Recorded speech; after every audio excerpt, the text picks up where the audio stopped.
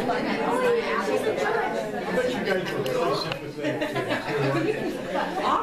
I can clearly see how much love happened to the Souls family. Yeah, you're fine, you're fine. Oh, okay, I am fine. All right. So, welcome everyone. We're having a nice laugh here. It is October 22nd. We are at Dry Creek Elementary. All board members are present. We are returned from executive session where no action was taken.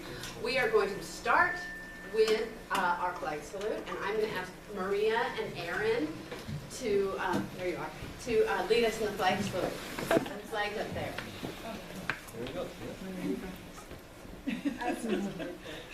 I pledge allegiance to the flag of the United States of America and to the republic for which it stands, one nation under God, indivisible, with liberty and justice for all. Thank you, ladies. Okay, so just a little bit of paperwork.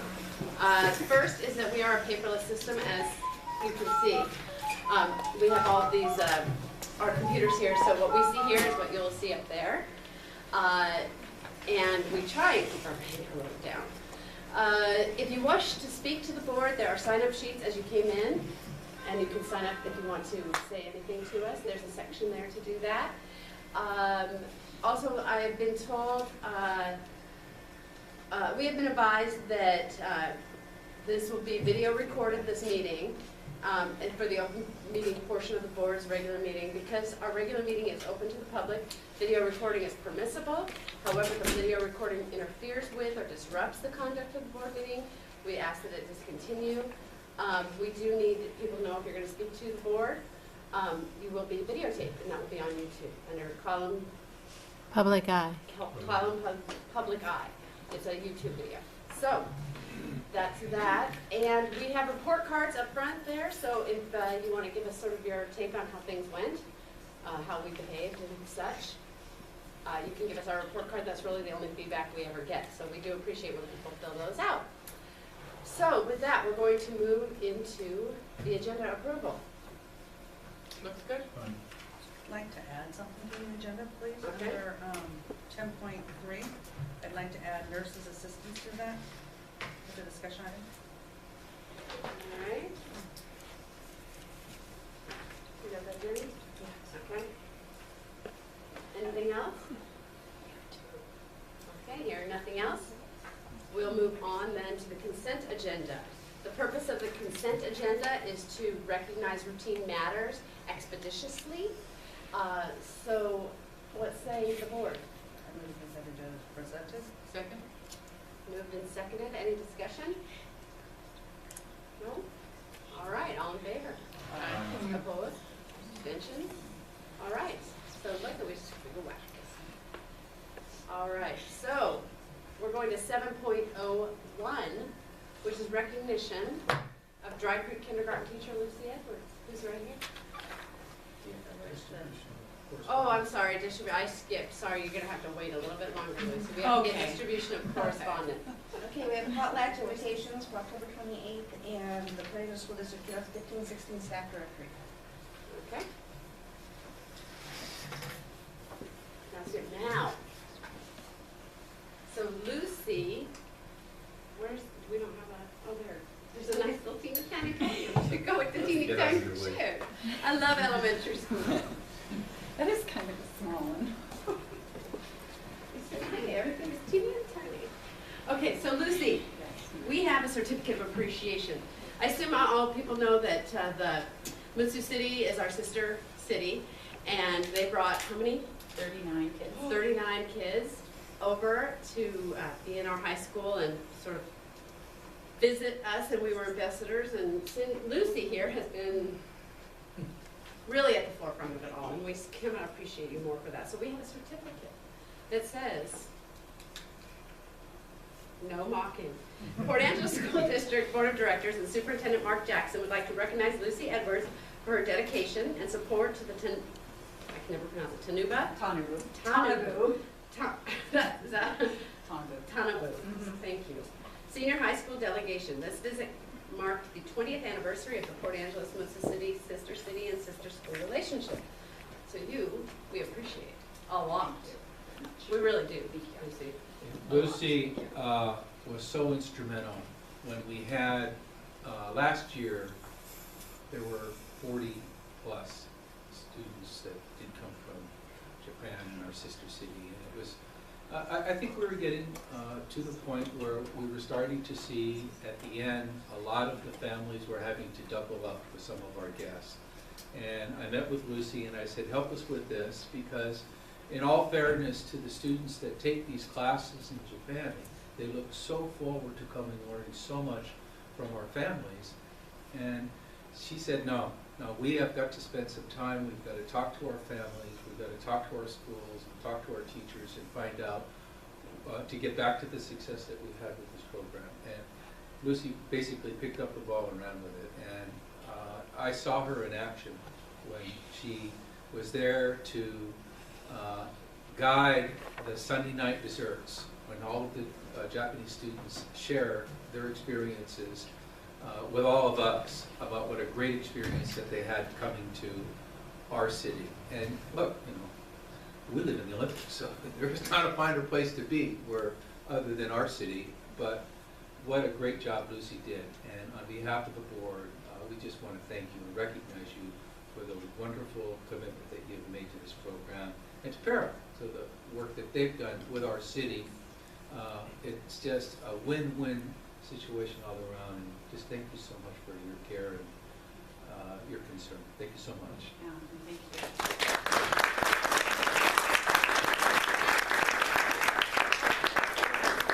But Lucy also would like to say something. I just want to say a couple things too. Thank you. I'm going to sit down while you talk. I won't talk long. No, you talk as long. Couple of things I wanted to say. So I wanted to say thank you first to, after going on the trip last year, I sat down with Dr. Jackson and talked about my desire to continue with the program. Then speaking to the board in the summer, I felt that encouragement to continue, that it would be supported. So I want to thank you for that from the school board, the superintendent, Jeff Clark. I met with him several times. I think he attended more events this year than he had in the past as well. So I want to thank him for his support. Chuck has, carried the weight of this for several years, holding it together at the middle school level. And it is a passion project of mine. It's a love I have. But the things that I see that happen to the families and the students when they get to have this experience being in a rural area where we don't have a lot of diversity or experience with other cultures, it's huge, and it impacts the kids. My experience this year was, my first experience, going to Jefferson. Marilyn Maddie at Jefferson has had a pen pal relationship that she's maintained with the kids that come each October. The preceding year, they do pen pal exchanges with them, those young kids. It was my first time at Jefferson this year, and Marilyn had 192 students along with 7 teachers at Jefferson that were involved for the 1 hour that they were there. So we maximized that experience hugely. And I think if you talk to any of the teachers at Jefferson, they would echo that. Their kids, some of them, it lights a spark, something that could continue through their life. So, in our 31, we had 31 host families. So and I started working on that right away, the end of June, July, getting those host families, because I wanted them to have a chance to correspond earlier with their friends, get to know them so that they would be meeting a friend when they arrive rather than a stranger.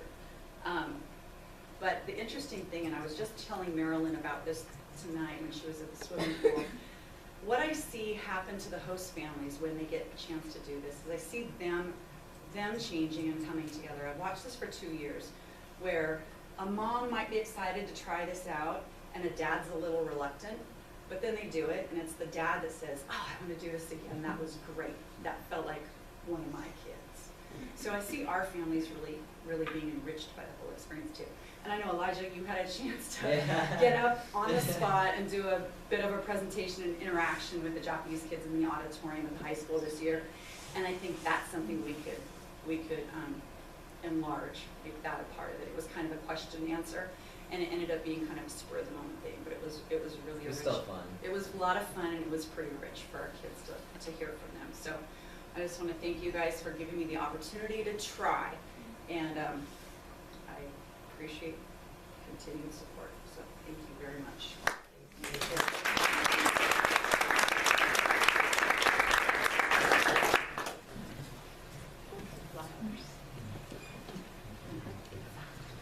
Okay, so that now is going to take us to 7.02 to the Dry Creek Elementary report. Michael. We're going to plug in, we're going to do the student awards here. Oh, we're going Front to do first. student awards Yeah. first? We're going to shake it up a little bit. Okay.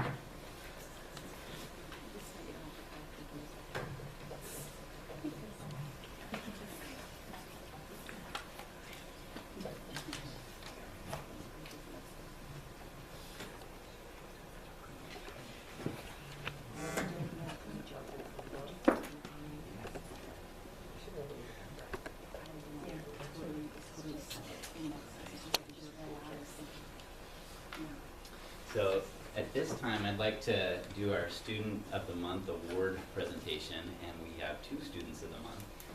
Both of these are sixth graders, so I'd like to start with Michael Soul. Come on up. So this is Michael Soul. I understand I'm the longest running principal that you've had. Are you proud to fill those big shoes? But let's talk more about Michael. He is an outstanding student and citizen. He's been at Dry Creek since kindergarten. He's had 3 years of strings. He's an active athlete in the community. He plays basketball, soccer, and baseball. He assists our kindergarten students almost on a daily basis around the campus, and he's somebody that students can truly look up to.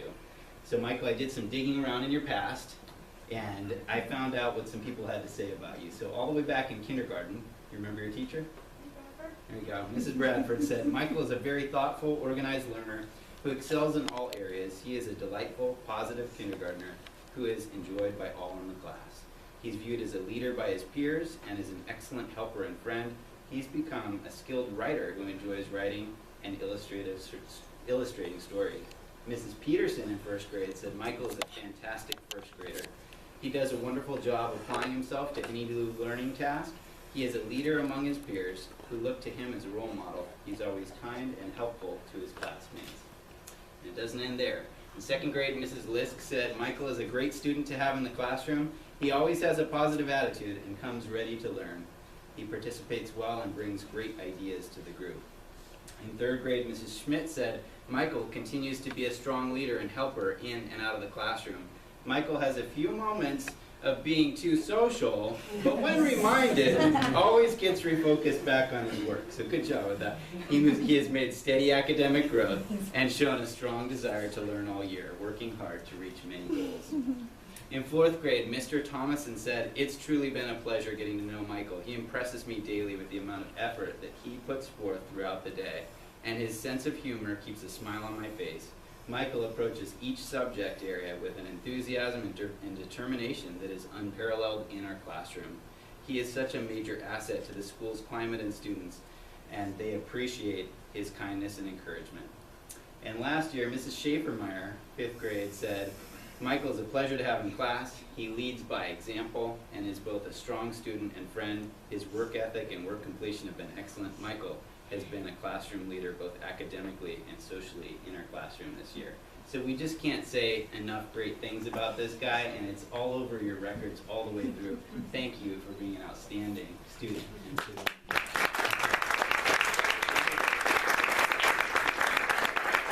Right. I thought you were going to be able to We've got say- awards here. No, you have a certificate of recognition from the district too. In addition to all your teachers, we are all pretty proud of you as well. So what I want to tell you is that the Port Angeles School District is honored to acknowledge your positive contributions in and out of the classroom at Dry Creek Elementary School. Congratulations on being the Port Angeles School District Student of the Month. Look at you, huh? Yes.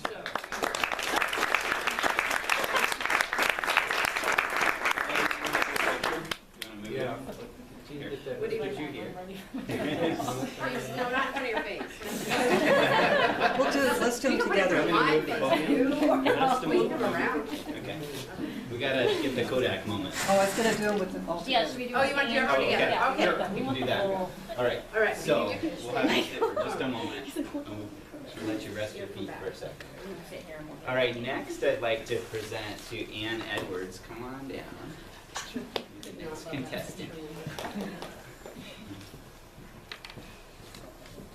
And I'm also glad to be your longest standing principal. So Ann is also an exemplary Dry Creek student. She's attended also since kindergarten, is in 6th grade now. She's a valuable leader socially and academically. She's a cancer survivor, and even though she missed most of her 3rd grade school year, that didn't stop her from excelling academically, socially, and continuing to pursue gymnastics, which she still does. She's active in swimming and fast pitch. She's been in strings the last 3 years, and she also assists our kindergarten students almost on a daily basis. She represented Dry Creek last year at the Math Olympiad as well. So I also did some digging, and here's what I found. Mrs. Bradford in kindergarten said Ann is a delightful, positive kindergartner who is enjoyed by all in the class. She's a role model for appropriate behavior and an excellent helper and a friend. Mrs. Branham in 1st grade said, wow, Ann is an amazing and delightful girl. She is a wonderful role model and friend to everyone in class. She shows a great deal of compassion and empathy for her classmates. Ann is an incredible leader. Ann is well liked by her peers and is doing well socially both inside and outside of the classroom. 2nd grade, who is that? Good job, Mrs. Lisk. Ann is advanced in several areas, especially in reading and writing, and she learns quickly. Ann excels in using her writing skills to express creativity in the classroom and does take her time with those types of activities. 3rd grade, Mrs. Davis said Ann excels in math, is excited about learning, and has exceeded in most areas, even with her extended absence. She makes positive contributions to classroom discussions, works very hard, and is always helping others. 4th grade, Mr. Thomason said, Ann arrives at school each day with a smile, eager to start learning. Keep up all the great things you're doing, Ann. You are a wonderful student and a 4th grader who truly shines. And 5th grade, Mrs. Schaefermeyer last year said, Ann is a leader in our classroom. She follows directions, comes ready to learn, and has an excellent work ethic. Ann strives to increase her learning and not just get a good grade. She is a model citizen and student. She's kind and caring to others and can be counted on to do the right thing. So thank you, not just for being a great 4th grader, kindergartner, 2nd grader, you've truly shined all the way through at Dry Creek, and so congratulations, Ann. Thank you.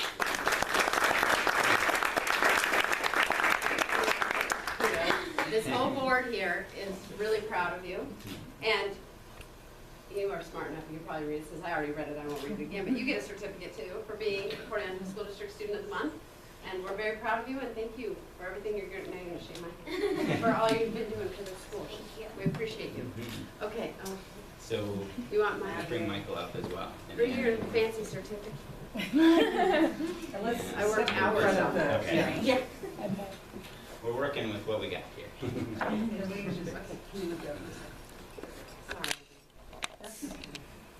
Okay, let's take a couple, make sure your eyes are open, ready? Oh, Whoops, Sarah.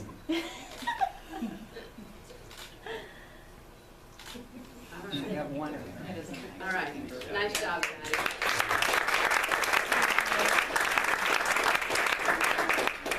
All right.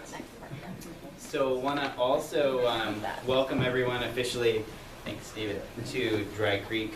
I'm Michael Herzberg, I'm the principal, and so welcome. We get this great chance once a year to host a board meeting in our school, and this is a fun time to talk about Dry Creek, brag a little bit about some of the great things that are happening here, and also want to mention there's snacks and coffee back here, so have at it, there's plenty. It's not going to run out just yet.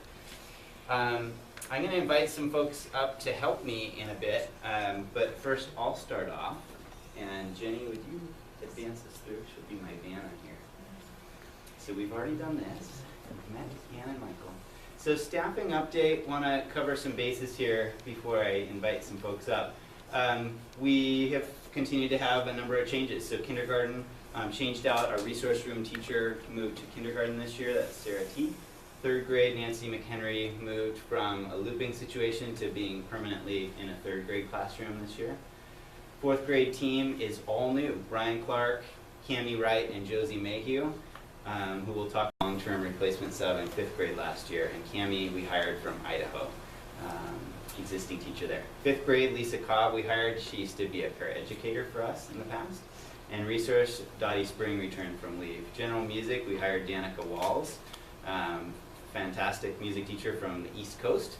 And psychologist Keela Stone King joined us this year. Paras, we brought over Jean Edwards. She was up at Lincoln, and Jerry Lausch, she was at Roosevelt in the R2 program. So great additions to our para staff. AmeriCorps, we're really excited, and thank you so much to Tina for all your work and help with that. We recently added Kelly Whiteford just a couple of weeks ago on to help our staff, and we share Kelly with the tribe as well. So she's been a great addition. Total cert staff 28, and classified staff 19. So speaking of Josie Mayhew, we just added her Monday, October 5th. So thank you so much to the board. We went from having 29 students in classrooms and really very little room in there, and just challenged to meet all the needs, to now we're around 19 or 20 in each classroom. So that's wonderful. So this is Josie in her class, and it's hard to see, but they're surfing into success up here. And this was the hallway training on a Friday afternoon before Monday. Josie had gotten a chance to work with the students for a couple of days, build relationships, and then we had a hallway train of desks come down from these 4th grade rooms over to here where Josie's room is at, and that's been just wonderful. The teachers are I've sat down with quite a number of them this week off the team, and they're just loving the extra time and attention they can provide. So thank you so much. Student enrollment, we're up this year. We're hovering around 379 or 380 as compared with 360 roughly last year, and we stayed really stable on that last year. So I just put the numbers next to each other so you could see what that looked like. Preschool and infant toddler still holding steady about there, and we qualify new kids for that often. And our demographics, this one's an interesting one to try and pin down, but between our Native American interventionist and me, we've identified that there's about 130 Native American kids. They don't always show up as such in our reports, but it's roughly a third of our school. And then I'll just say one more thing back there.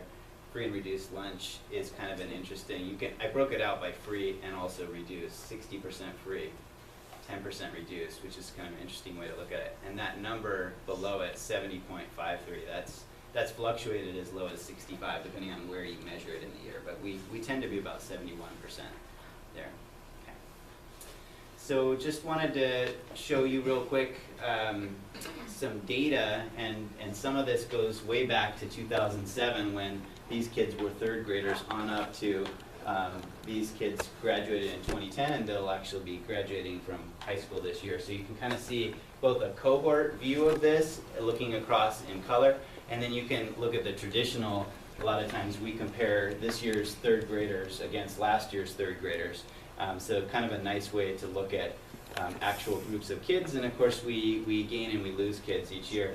These in the bubbles are smarter balance scores, which really don't equate, and we've talked a lot about how it's kind of like climbing an entirely different mountain, and we would expect that as we, as teachers and students, become more familiar with the test and what it asks, which is greater, that these numbers will rise. So you can see the difference there in the smarter balance scores. And if you page forward, this is what our math scores look like as well, both cohort as well as the SBA scores. And again, these are going to be MSP scores. So some of these are these are probably WASL scores, and then they moved on to MSP at some point. So we're looking at 3 different tests up there at this point. Interesting stuff. So without going too deep into this, I'll talk more with the board soon about our continual improvement plan, but to give you a sneak peek at what we're really focused on this year, there's 3 things, and you can see our staff working in our teacher work days in August. This was an activity we were doing around social emotional learning, and the idea was this cake was cut up in all these different pieces, and all right guys, go ahead and frost it. And the problem is when you go to frost a cake like that, it just falls all apart. And the point is you need do, you need to frost the insides of that as well. So we were talking about the metaphor of how, when we're dealing with kids that come to us with a lot of social emotional needs, it's not just something we can do from the outside. We really have to fill from the inside. There's a lot more that has to happen. We need to look at the inside of that child too, to really make an impact and help them. We were brainstorming different words as we looked at data and talked about where we've been as a school and where we want to go as a school, and you can see some of that coming up. And part of what came out of that were a lot of different ideas, but to put them into some umbrellas, relationships came up twice. And it was relationships, when we think about the Dry Creek story, for our staff, needing to work on that, build on that so that it's positive, collaborative staff culture. And also thinking about the unique school that we're in. 130 kids are proudly the Loyal Clallam tribe. That's a really unique thing about us, and not just with them, but with all of our families.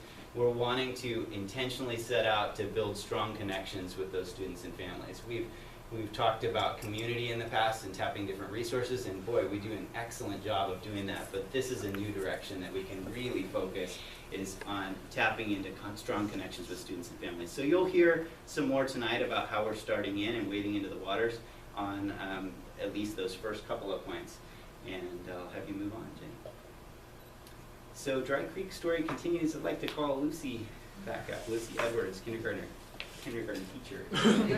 Kindergartner sometimes, yeah.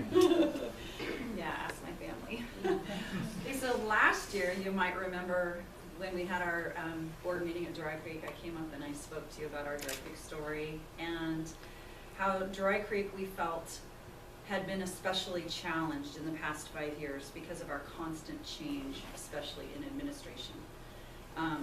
But tonight, I'm happy to report that we have managed to maintain Michael Herzberg as our principal. And so this is also, like Michael and Ann, this is my first time having 2 consecutive years with the same principal. So it's a huge, huge plus not having to rebuild that relationship from the ground up, getting to know someone. So I'm very happy about that. With Mr. Herzberg's leadership, we've been focusing on our consistency. And this has meant continuing to implement our school-wide PBIS plan. It has also meant our new focus this year on our relationship goals, as he mentioned. We are encouraging staff trust and community spirit by building special things that are unique to Dry Creek once again. Some of the examples that you see up here, we've started something kind of with a funny name, Secret Squirrel. And it's kind of like a Secret Santa with staff members, where we have somebody that's a secret, and as Louisa Munger, our kindergarten teacher, said, it's a good name for it because we're all a little nuts to be in this profession anyway. We're also we're about to try something new, and that is our staff spirit days. Don't tell the kids. We're going to be trying those, I think, in the next couple weeks. We are going to participate this year in the second year of our Stair Climb Challenge. It's a team building event that my husband Rob Edwards has done with various sports teams in the community, and that's working alongside with the PA firefighters to benefit the Leukemia and Lymphoma Society. They do a stair climb challenge at the Columbia Tower, and we've modeled a stair climb challenge. Anyway, it's a team building event, and Dry Creek's going to participate again this year for the second time. We also have, when you came in, you might have seen our dynamic dragon wall, recognizing our kids, building those relationships. My kindergartners are loving seeing their faces and their friends up on the wall, and those kids get to stay up there for about a month. We do shout outs at staff meetings, the beginning of staff meetings, and those are just a nice spontaneous way to recognize each other and the things we do that might not get noticed by everybody. And I also, Nancy doing the professional development model of Ed Camp, Dry Creek tried that out last spring, and we really appreciated that professional development opportunity. And she was, we like to think of us as kind of leaders in that Ed Camp model. All in all, since it's my 6th year teaching at Dry Creek and my first time with the same principal, I'm feeling overall optimistic about consistency becoming our new constant. you. Thank you, Lucy. Another piece we wanted to share that's all new is we just took our 6th graders to Nature Bridge, and when I say just, I mean we got back on Friday, and so I'm bringing up Jen Soul, 6th grade teacher, to talk about that experience. One of my most enduring memories from my elementary school experience was going to 6th grade camp at Camp Clallam. I didn't grow up on the peninsula. And it's one of those times in elementary school I can pick out specific moments and learning 30 years later. So I'm really excited that we got to have a similar experience with our Dry Creek 6th graders last week. The way it came about is I heard that a lot of the Roosevelt 6th graders were getting the chance to go out to Nature Bridge at Lake Crescent, and I started looking into this several years ago. But with our changing leadership, the expense and the commitment to try something new was hard to manage. And it really was a pity to me because we were 30 minutes away from a world-class outdoor education system, and we couldn't make it happen. So I kept putting bugs in people's ear here at Dry Creek, and finally when Michael was here last year, I didn't take much. He was as enthusiastic as I was, and he was really determined to make this happen. And I got a really excited phone call from him this summer, and he said, we're gonna do it, we've committed. The PTO said they'll help with some of the financial parts of it more this year, so we can get it up and going, and families can see what the benefits are, and we can get this on board. So that's how we got there. The next thing we had to do is really think about what our goals were for this experience, and we working with the people out at Nature Bridge, we had 3 major goals. One was to give students hands-on field experience in science, and specifically we wanted to focus on geology because that's one of our 6th grade science units.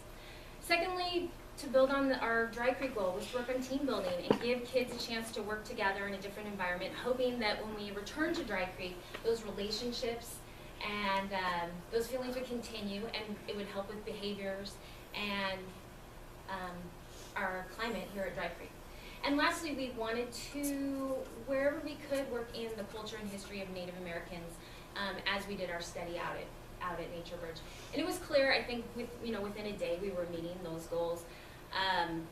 It's been really fun this week back. We've started on just some of our more typical science lessons, not where we were, traipsing around the woods, but the kids have been making connections with their experiences out at Nature Bridge. And another fun thing is the kids were divided into 4 groups. And so we had similar learning goals, but we got there different ways with different lessons in the groups. So some of the kids said, we were talking about earthquakes using graham crackers and frosting, and when they hit you, it's like the plates, and other kids said, well, we didn't get to do that. And they said, well, maybe you could help us show you. So there's some opportunities I see coming up where the different groups could maybe scaffold and teach each other. So it's a lot of exciting learning, even as we're back. And then to give you a little glimpse of our experience at Nature Bridge, Rob Edwards, with Anne's help, made a slideshow to give you a little taste of what our 3 days were like. So we wanted to share that with you.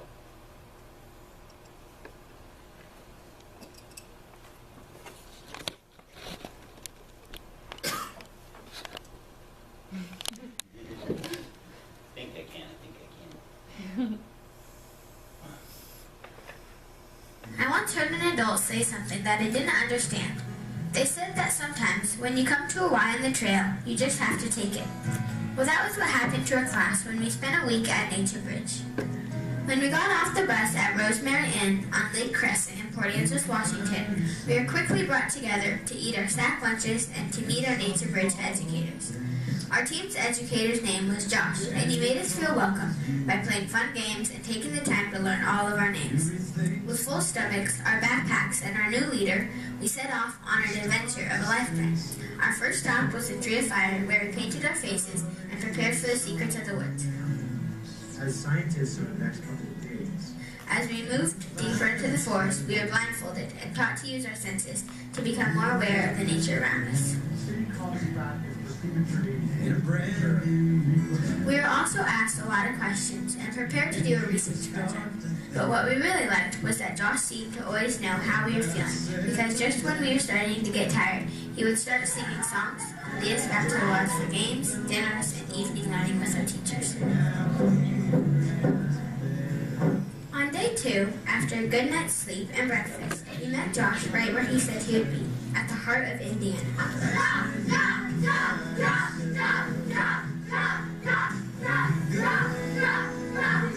And he got us ready for another full day of adventure. We're going to come back and the whole school, all 4 groups, is going to play a game called Rock Cycle today. I am so stoked for this game. We're going to learn about rock. Our first stop of the day was the lake, where we built a full-scale map of the Olympic Peninsula. We also took time to learn about deer and other animals of the forest. It's not like a rectangle.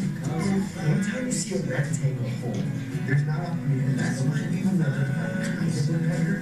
It's a pinyon woodpecker. They look like woodpecker. They have the red crest and they're like this. And then we learned that good scientists need to learn to become good observers by playing the tracking game.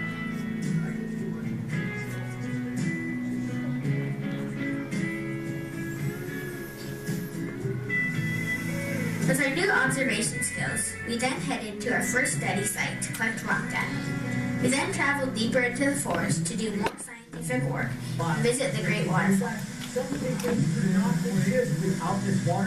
Along the way, Josh always took care of us by making sure we had plenty of water and snacks. Hydration is very important. Don't laugh. When we finished our research for the day, Josh once again led us back out of the forest so we could clean up, eat dinner, and enjoy a fun campfire evening singing songs.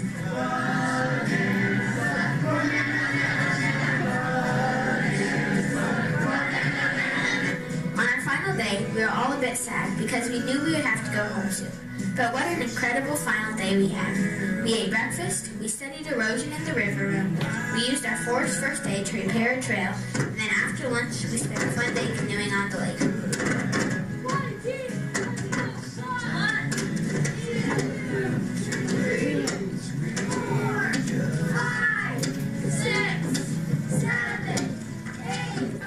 As we prepared to leave Rosemary Inn, I thought about that story of taking a Y in the trail, meaning that in life, sometimes you just have to keep going, make tough choices, and think about life as an adventure. But thanks to Josh, Nature Bridge, and my Dry Creek teachers, I also learned that in order to take a Y in the trail, you have to first open the door, go outside, and start walking down the trail in front of you.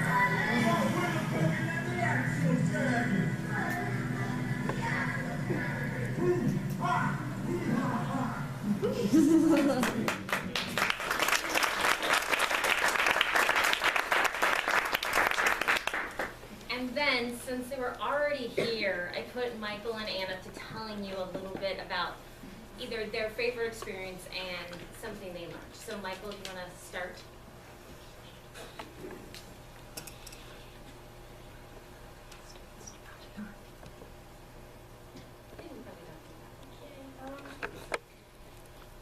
When we arrived at Nature Bridge, our group leaders gathered us together and we made a team name, and our team name was the Trusting Exploding Unicorns, which I thought was kind of funny.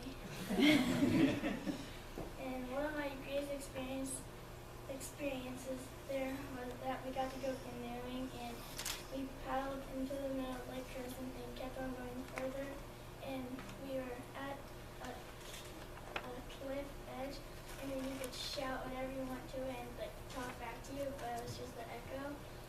And on the way, and then there's a little cove area where we could go in, and if you got close enough, you could look down. It was like a underwater cliff. It was pretty cool, and we dropped a weight ball into the water to see how deep the water was, and some of our weights hadn't touched the bottom, so it must have been really deep. And on the way back, we made a chant like it showed in the video, but it was exploding unicorns, exploding unicorns. You kept on doing that over and over to keep the velocity going forward and to gain speed. And that was one of my greatest experiences at Nature Bridge. Thanks, Michael.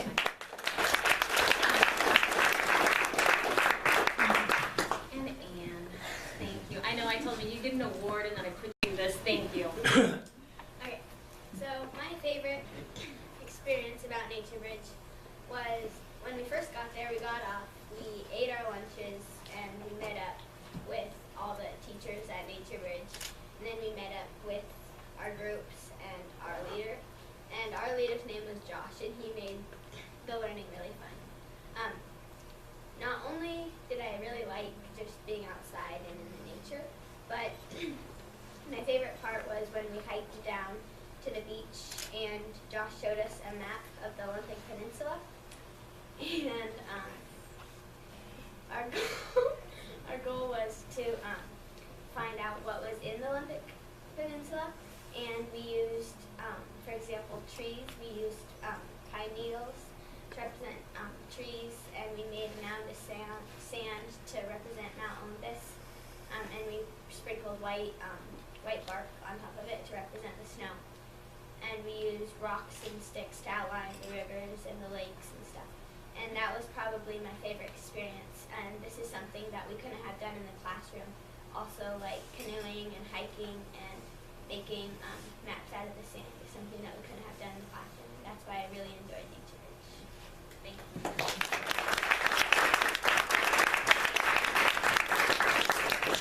So I don't know if you could see their faces, Ann's and Michael's, during the video, but there was a gigantic smile as they relived a lot of those things. And I think that's my biggest takeaway, is whether it was the parent nights for this thing that we were about to go on, or people that I just talked to just randomly. Anyone who's gone on 6th grade camp can tell you the name of the camp and all these memories, and you heard a few of them, and I'll guarantee that if you talk to these two in 30 more years, that they're going to still be there. And that's why we jumped into this thing on 2 months' notice and pulled it off. So pretty amazing, and we have our PTO to thank for that too, for just supporting us right off the bat. So just a couple other quick things on relationships. In terms of relationships, our meet and greet the teacher is a brand new thing that we did this year. We called all of our families to come and meet the teacher before the year started.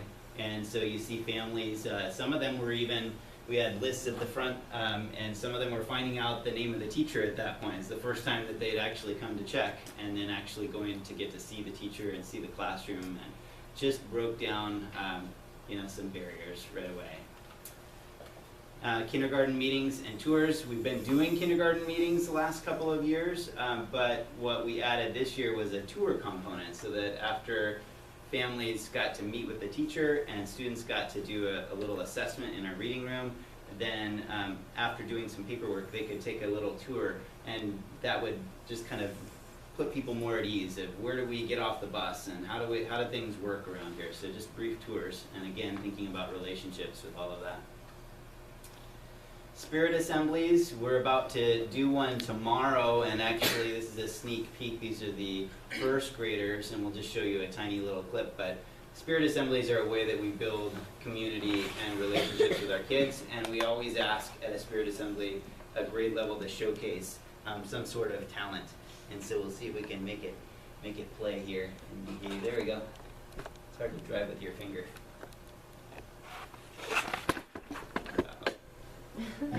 There we go.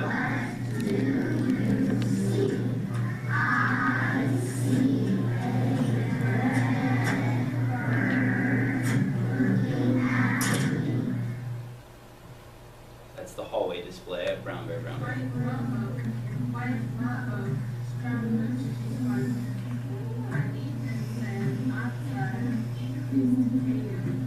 So that's Clallam. So we have Clallam language teachers that spend time in first grade classrooms, and they're teaching the kids the words in Clallam, and this is one of the first days they were actually learning that. So first graders will stand up and proudly perform that tomorrow. And some other traditions that we do in our spirit assemblies is our Dry Creek Dragon song. We have a special birthday song unlike any you've ever heard, and kids love to stand up and do this thing that I won't completely do here and embarrass myself with. I'll do it tomorrow.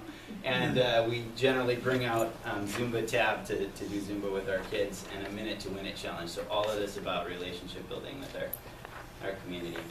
This is a new piece as well, and we got excited about this idea in our pre-service days. We started talking about relationships as a staff and started talking about how do we connect with our families a lot of times phone numbers are changing, it's hard to get a hold of parents, and somebody came up with the idea of maybe we could do a Dry Creek postcard, and we could catch kids doing a great job. And so that's what we've done.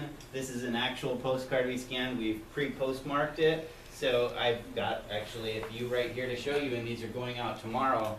And we just thought, what a great thing for a student to be able to get these in the mail. I mean, how many of us get things in the mail anymore, especially kids, and to be able to put that on the refrigerator or to put that on their wall, a really great way to build relationships with our families. And School Culture Rewired is a book that we started working with our instructional leadership team with our staff last year and looking at where we're at in terms of school cultures and starting to identify where we want to be, where we're at and where we want to be. And we'll work some more with that book this year intentionally. Native American Day last year, you saw us in March, and we got to brag a little bit about Dry Creek, but in May, we had the first Native American Day in quite a number of years, and it was a huge success in partnering with the tribe, and there were stories and arts, games, canoes, drum and dancing, carving and weaving. We had an opening assembly and a closing assembly, and then kids either were part of one of 3 rotations through the day to do these activities. It was a fabulous day, and the weather even came out for us. Our Clallam language program is a new piece that we're going to start this year. If you go to a Southern California school and they have 1/3 of the population or more is Hispanic, you would expect to see some Spanish around.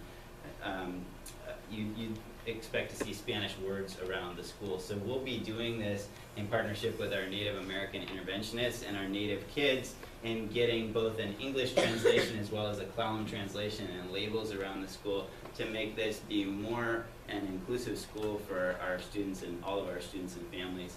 And what this sign is, this was from Native American Day last year.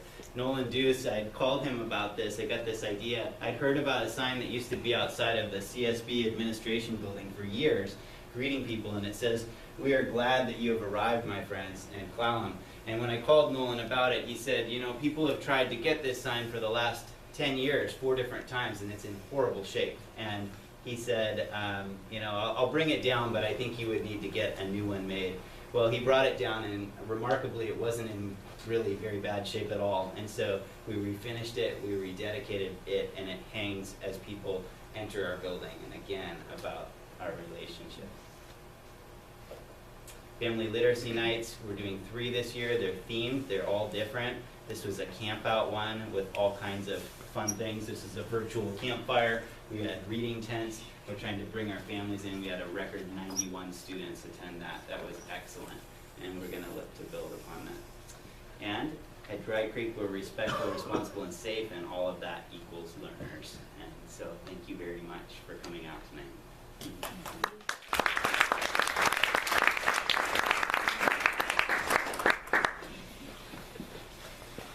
Anybody have any questions?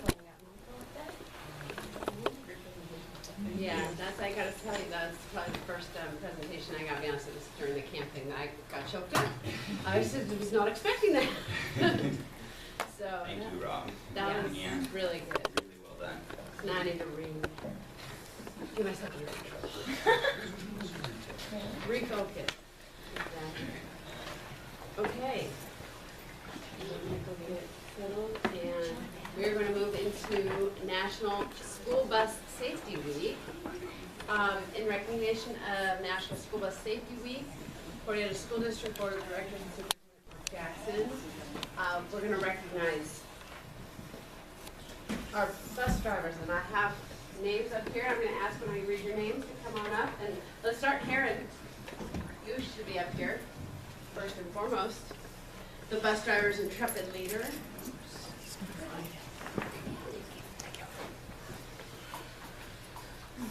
All right. Okay, one thing should here. You get your first. I'm going to read one certificate.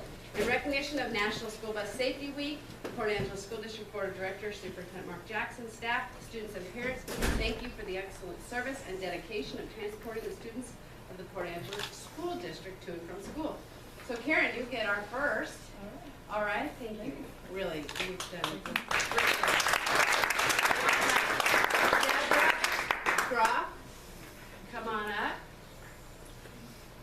let you know who Deborah is if you're not used to calling into transportation. Deborah is our main coordinator of all the busing, all the paraphernalia stuff that we've got to go through every day. She's our main dispatcher, so today she got to be very creative. We had a lot of activities going on. We had more buses rolling. I think we had actually drivers today.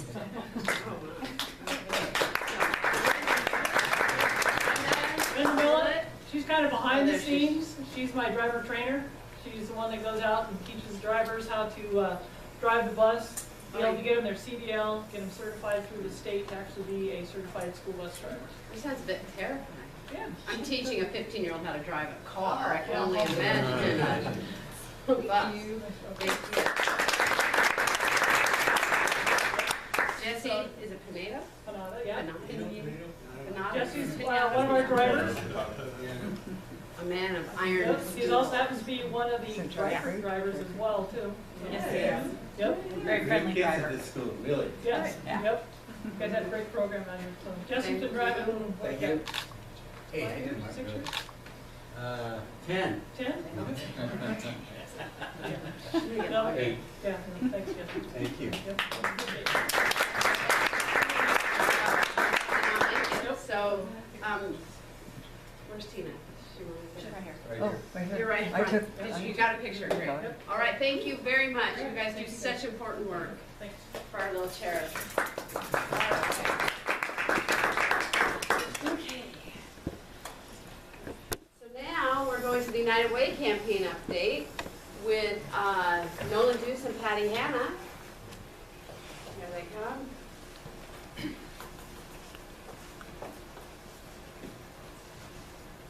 Corey, you come do backup? If needed. If needed.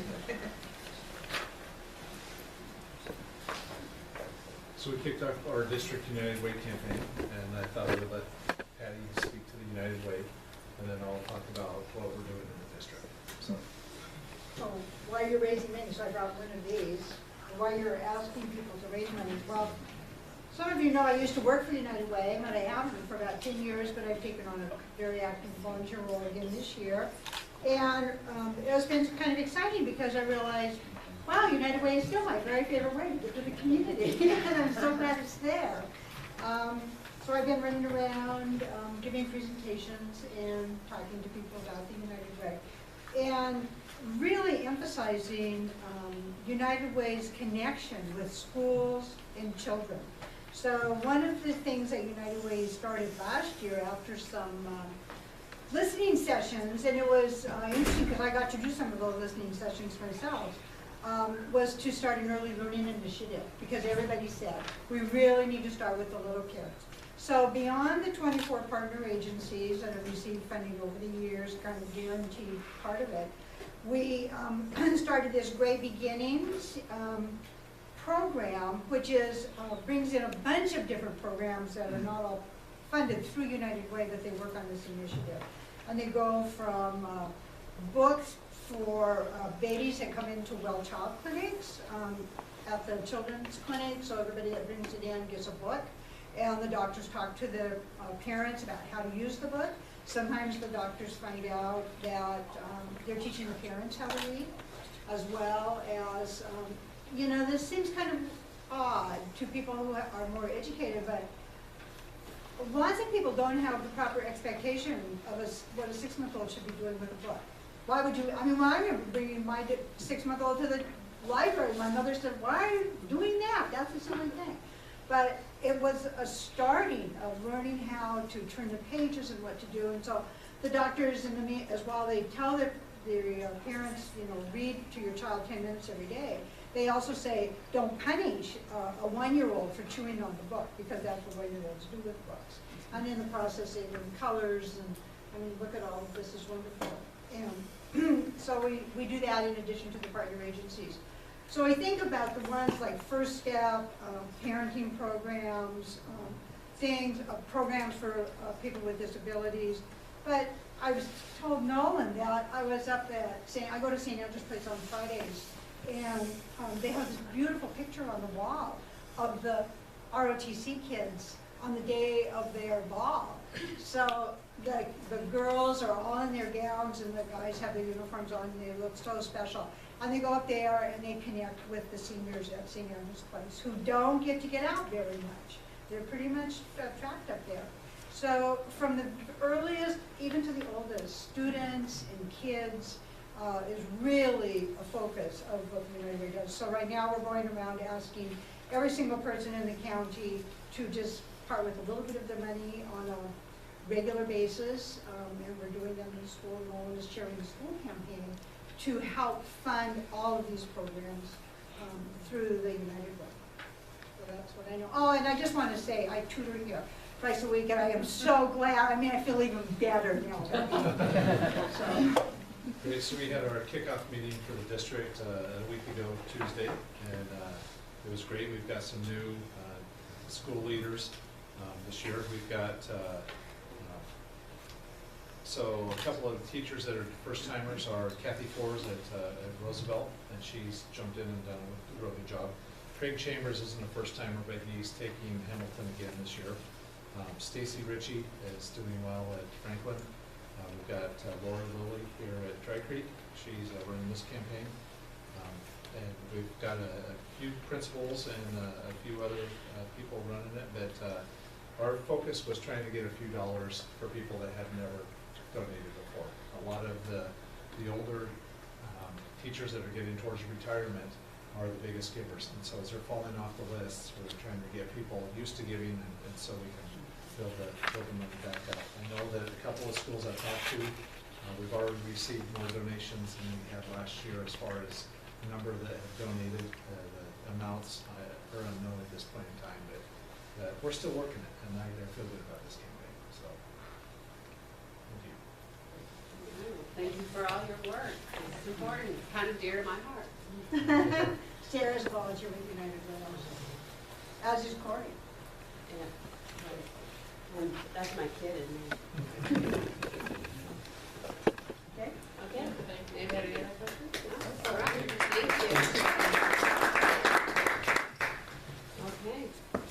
So that's going to take us, Nolan, you get to stay up there and bring Corey up to talk about our civic field lighting. I remember when we were at Franklin and the board had approved the funds for the civic field lighting at that point in time. Corey came up and said that this is how much we need. It wasn't enough, but he was going to continue working on getting the funds, and well, he did, and he's done all the work already. First of all, I want to just announce that I'm actually the United Way campaign coordinator this year, who put this the community together to build a really good United Way team. When we looked at the school district, me and Patty and our co-chairs were talking, we're like, he was the most lovable, nicest person in the high school, and the first person we thought of was Nolan. So that's why I didn't sucker him into doing it, but I said, Nolan, I need to talk to you, and he graciously did it, and I'm so glad he did. So I look forward to a great campaign in the school district. Board of Directors, thanks for having me tonight. In April of 2014, I approached your board and needed help to fix the civic field lighting. The City Council at the time had dedicated $60,000 towards the replacements of the lights, and I came to you guys asking for funding, and you graciously gave us $60,000. That gave me a total of $120,000. The city then decided, hey, we're on a roll here. We dedicated $106,500 in real estate excise tax money. They kind of give me enough money for a 50% match of the project, so I could go for state funding. Well, it took me a little longer than I expected, but just recently we received an RCO local perks grant in the amount of $226,500. We've also received a youth athletic facility grant in the amount of $226,500, totaling $453,000 worth of grants. I'm very excited about it. Because I was able to secure 2 grants, I'm actually able to match the 2 together. So instead of needing 50%, we only need 10% of the project. And that totals $45,300. That's a savings of $181,000 for the project, which I'm really excited about. So tonight I'm here to ask the school board to split that 10% funding into of the $45,300 and use both of our halves of the $60,000, so it would be $22,650 a piece. On top of that, I'd like to set the remaining $37,350 from the city, and the $37,350 from the school district, $75,000 for future improvements at Civic Field. Those things would be like fixing our scoreboard that I can't get parts for. We need the dugouts rebuilt. We need a new roof, and go on and on and on. So that's what I'm here to ask. I've provided you a handout that has kind of an outline of that, and I'm here to answer any questions you may have. Anybody have any questions, any comments on this? Great partnership. So Corey, then the grant that you have, you're going to be able to replace all the lights? All the banks of lights, correct. Okay. But it is quite a bit more than you asked for, so you're going to be doing something else with the funding for the grant? We'll have to give, because of the 10% that we do have to give, we will have to give some of the monies back to the state, correct? Okay. Yeah. Okay. So basically, I'm here to ask, can we keep the $37,000, or would the school district like it back? Yeah. So do you have examples of what might, you said some improvements to Civic Field? Correct. Do you have any ideas of where those improvements might be? Just Correct. In 2010, we did a Civic Field assessment. The top 3 things that came out of there was filter, lighting, and replaced the boiler. In 2013, the city replaced the boiler. We went out for a bond. We did not get the filter, so our next thing was the lights. So we have an entire booklet full of the repairs that we need for Civic Field, and really looking at possible the dugouts, the roof, and the scoreboard are really 3 of the main components we need to do. I'd like to do something with the bleachers too, but I think that's out of our price range. The other thing I do is use that money after we finish some other grants that I've gotten this year and some projects, and go out, use that money and leverage for more grants to do some of the bigger projects if that's what we want to do. So for, this year was our first year to use, to have our graduation there. And we all know the sound system. With the sound systems on that list. Really bad. So if that could move to the priority, that'd be really wonderful. That was actually brought up a few weeks ago. Yeah, move that to the top of the priority. That would be wonderful. There's so many events out there. Our youth soccer, football, our men's soccer. Right. Our little football kids. Just if it's more clear, it'd be really nicer. And I'm sure that Scooter would like it. New sound system. I agree. Of Mr. Matt. The other thing we're looking at, this is outside of these types of funds, is really starting to look at the cosmetic look of Civic Field as well, and changing the look and feel. Now that we're kind of on a roll of getting some funding, I just want to keep continuing to improve the facility. So Corey, if we need this $37,000 with you, then you would be able to use that as a match for other grants? Yes, I could. Yeah. So what we would do, the city would combine our $37,000, and we just have about $70,000 worth of money that we can leverage and use for projects. So Nolan, this could potentially come back to you, the maintenance of our grounds and our gymnasium. So what do you have to say about this? I can put you in a bad spot. Well, I think that we gave the money for the improvement of Civic Field, and it was for the lights. And now that we can do more for Civic Field with as much as we use it, I think it's money well spent. I just needed to hear that from you. And trust me, when I came the first time to take $60,000 away from Nolan, trust me, as a maintenance person, I know how hard that is. And I felt guilty, trust me. For about that long. Oh, yeah. I seem to react like you were asking for a heck of a lot more. Yeah, until I walked out the door. And this touches a lot of our kids and other community kids in Civic Field. That's a venue that we use, and so yeah, a few improvements there would be great. And it's money we've already spent. Yeah. And I see absolutely zero reason to not be able to leave that there and get it leveraged further. I mean, I just applaud you greatly for going out and getting those other grants. I That's appreciate that. amazing and so good for this town and so good for Civic, which is so good for our kids. All of our students. I would not be in favor of I canceling think my that check. we're good. I think it's great. Yeah, I don't really have an issue as long as the money stays in Civic. Yeah, it'll go like, putting in some pipe somewhere. We don't want to see new saunas downtown, Thank you. Thank you guys. Thank you. Appreciate it. All right, good job, Corey and Nolan. Okay, so that, do we have anything? Oh, oh.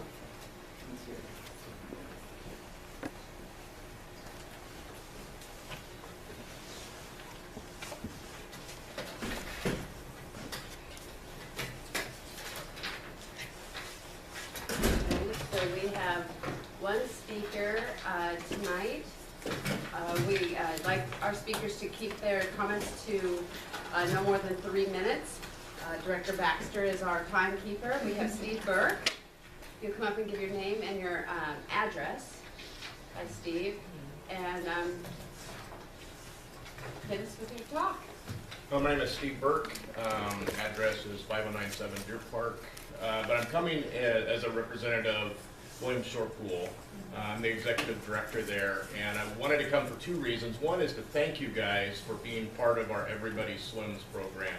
When I started with Sarah and this idea, it really lynched upon you guys buying off on this, and you did. And it's been an amazing program to start, and we're just so thankful that we have a partnership with you guys as well as with OMC is partnering with us long term. We're now a budget item on OMC, so. Got your own line, huh? I know, I got my own line of budget at OMC. And I also just wanted to give you a little update. We've almost finished up Franklin, and Amity Butler has been great at coordinating this, starting with her school so we can kind of learn with her students, and then she's helping us graduate to each school after that. So she's been a big help in getting this going. We'll have finished up with the first 65 kids. 45 of them have never swam at all before. Really? And if you kind of want to know where the swimming is, it really runs just right in line with free and reduced lunch. The percentage of free and reduced lunch is about the same percentage of kids who've never swam. And what was critical is, and me and Sarah talked about this, was we could hand out coupons to get the swimmers in, but we would miss a lot of kids for a lot of various reasons.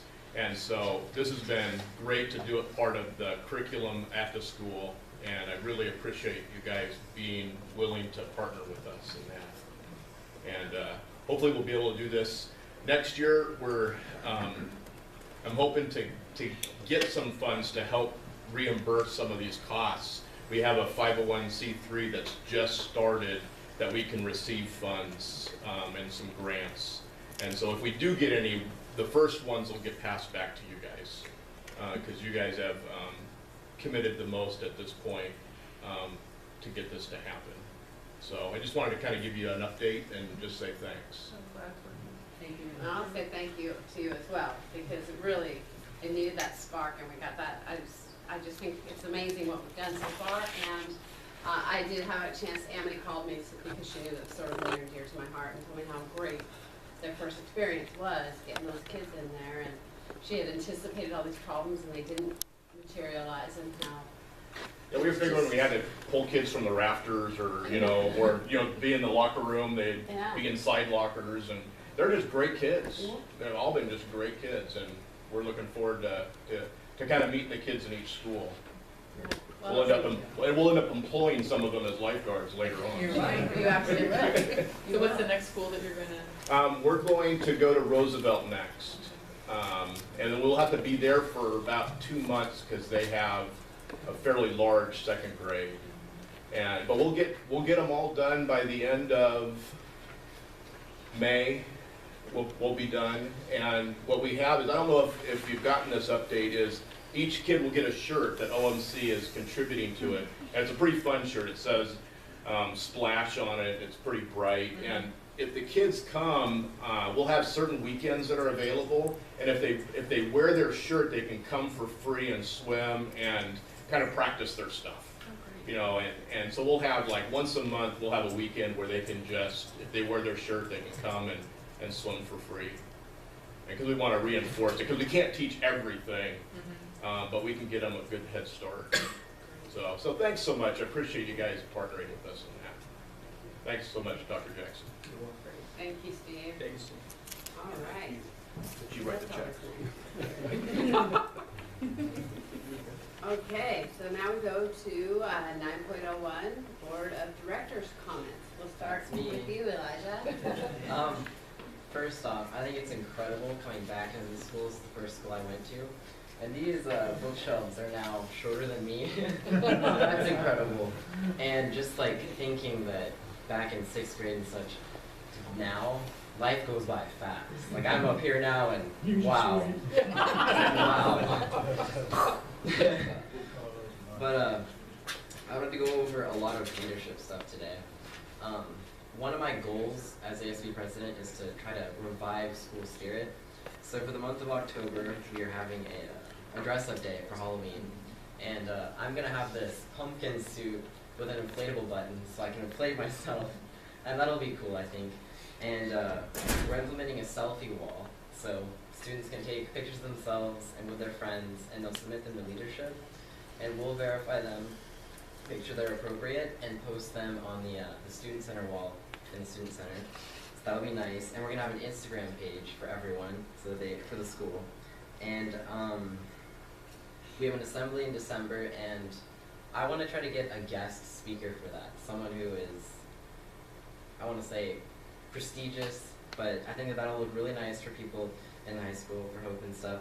And then our benefit talent show is March 26th this year, and we still need someone, a recipient for that. So we're looking for someone there, so if anyone knows someone, we would really like someone to consider for that. FBLA, our biggest club at the high school, is having their first conference November 12th, and it's going to be in Tacoma. And I'm really excited for that because I teach a lot of leadership skills, and for a lot of kids, it's a great jump start for the high school career because there's a lot of motivational speakers there. So that's good. And then, okay, this is the scary part. I'm in the rider crew, so every Tuesday I go to a freshman advisory, and I try to counsel kids and give them advice on how to do well in high school. And the advisory that I'm helping with, 18 out of 28 kids have an F in one of their classes. And so that's a very, very difficult task to try to compensate to help those kids, motivate them. I don't know how I'm going to do it. I have one idea so far, to try to implement a poster, and on this poster it's going to be like a fluctuating thermometer, like you see for the fun run thing. And so if everyone's passing their classes, the thermometer will be full, and they get a pizza party. And that might help a little bit, that visual aid, but I need help on that. But on the other side, we got our Angels Education Foundation Awards today. 4 seniors at the high school received this award. Emma Smith, myself, Lily Brown, and Wyan Fu. And this award is for having a 3.5 or higher GPA every semester from freshman year to junior year while taking 9 or more AP or honors classes. So that's pretty prestigious. And we're going to have a lunch for them December 4th in the auditorium foyer. And then we have a new class, the AP Computer Science class. I understand that you guys passed last year, and that's going excellently, swimmingly, actually. Yeah. Right now we're working on the Udacity online college course in that class, so our goal is to get everyone through the AP Computer Science class and have a chance of getting a college credit for it as well beyond the AP part, because Udacity is renowned for their Android development and Java programming and such. So it's kind of like a 2-in-1 class, which is excellent. And we started a club for that. It meets every Thursday for Android development. So we're really trying to foster an excellent computer programming, computer science environment at the high school, which is, I think, really cool. And I wanted to bring up that Mr. Mitchell is an excellent teacher. He's got a website with everything, all of his classes. If you're behind, you can go on there, you can find everything you need. There's ample resources. It's incredible. And I also wanted to bring up Miss Jackson, too, as a teacher. She's at school an hour and a half before it starts every day, and she's there after school an hour, 2 hours, sometimes 3 hours, just to help people and such. And I've never had a teacher that was that devoted. I mean, I'm never going to be behind in calculus because of that. I'm not going to struggle with it. And another thing too, the AP Chemistry versus AP Biology. I took AP Chemistry last year, and I understand there was a giant grant given to that class, and that was a lot of fun with labs in there. We had our own stations in our teams, ample lab equipment. It was a really exciting experience. But in AP Biology, we have like 20 students and 1 counter, and it's just, yeah. And our scales for measuring things only go out 2 decimal places. The chemistry ones went out 4 or 5. So it's kind of hard to take exact measurements there. So this might be something to think about in the future, just trying to help with AP Bio there. And lastly, seniors ordered their cap and gowns this week, so senioritis is kicking in. Yeah. I have the thing right on my count on the day that they're coming is. Well, we had You got the packets. The packets, yeah. So we're almost there. Don't freak me out a little bit. But yeah. Scare mom. And that is all I have to say for today. Thank you. Very thorough. I have nothing to report. I have just one thing, but you know what you said about equipment for AP Bio. Did the window close on the Ed Foundation grants? I think it is. It's closed. It closed. Because that's an opportunity. So you might want to talk to the teacher about, next time when it opens up for supply.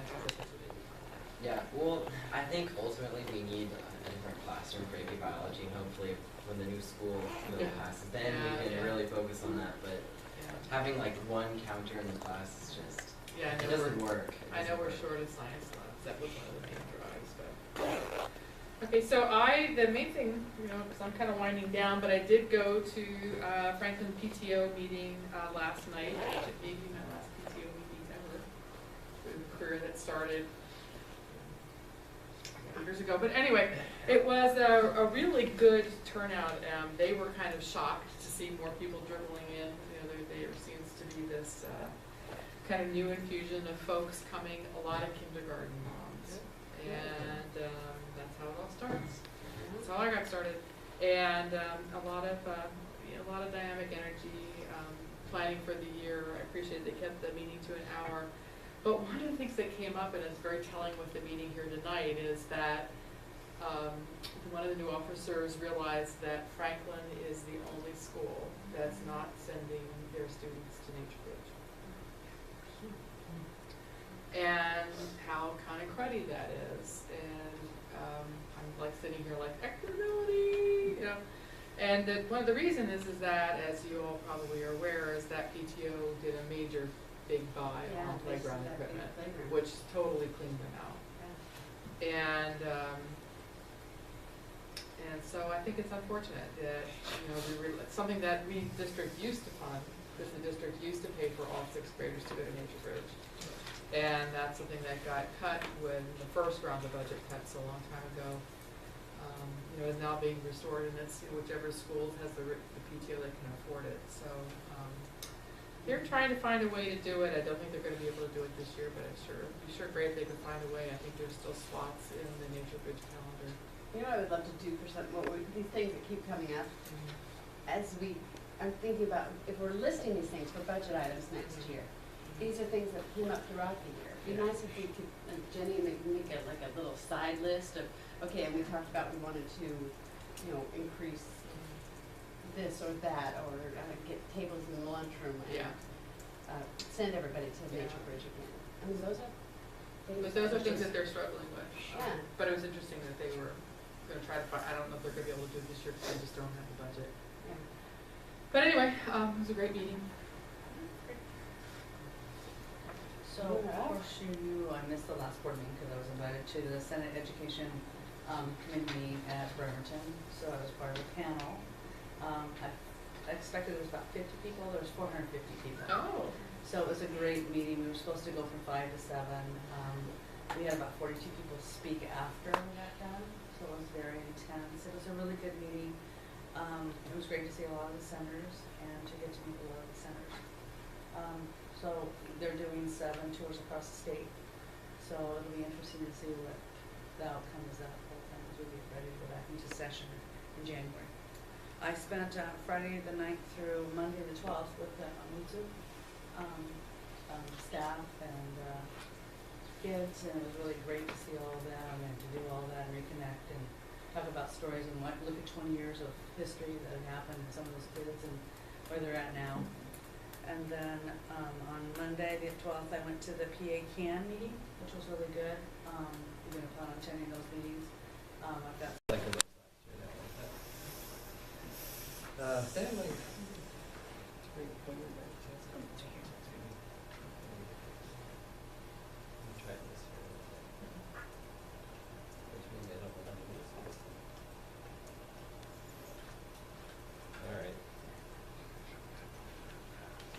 Okay, well, so I'd like to report that our revenues are only at 7% so far, but September is just 1 month there, and they kind of get off to a slow start. Usually, I would have thought maybe we'd have about 8.5% or 9%, but we don't have our grants revenue yet coming in. That's always a usual thing in September as the districts ramp up to get those budgets in, and OSBI ramps up to approve them, and so there's really nothing there that concerns me, even though the revenues are only at 7% for the year. We actually do have more revenues this year than we did last year, so that's a good thing. And then our expenditures are at about 84.1%, which seems to be well in line for where it should be, in my opinion. Okay. I think we can go on. So in this one again, we're getting off to just getting off to a start. So this is kind of a prediction of where maybe our fund balances might lie. I'd like to point out this beginning fund balance here is really based on what you guys have budgeted for the year. So when I get my final financial report in for last year, which is supposed to be turned in next week, and then it goes through the process of the SD looking at it and getting the final approval, I'd like to change that really to an actual ending fund balance from last year, which would be our beginning fund balance, and that would make a lot more sense to me, I would think, so it would give you a better picture of really where our fund balance is going for the year. But at this point, I don't have a solid number, so it's presented as the beginning fund balance as far as what you guys have budgeted for the year. And the other thing I'd like to point out with this is our debt service. We have about a $1.4 million payment coming up in December, but you can see we have about 1.7 million there projected, and so we're really doing fine. That last payment of your debt from the bonds will be made in December. Will leave us some extra money, which we can use at some point in the future for other bonds and things like that, help buy down some of that interest maybe and some things like that. Is it ASB right? 300,000? Seems awfully high for ASB. Well, that is what you budgeted. That's a good point.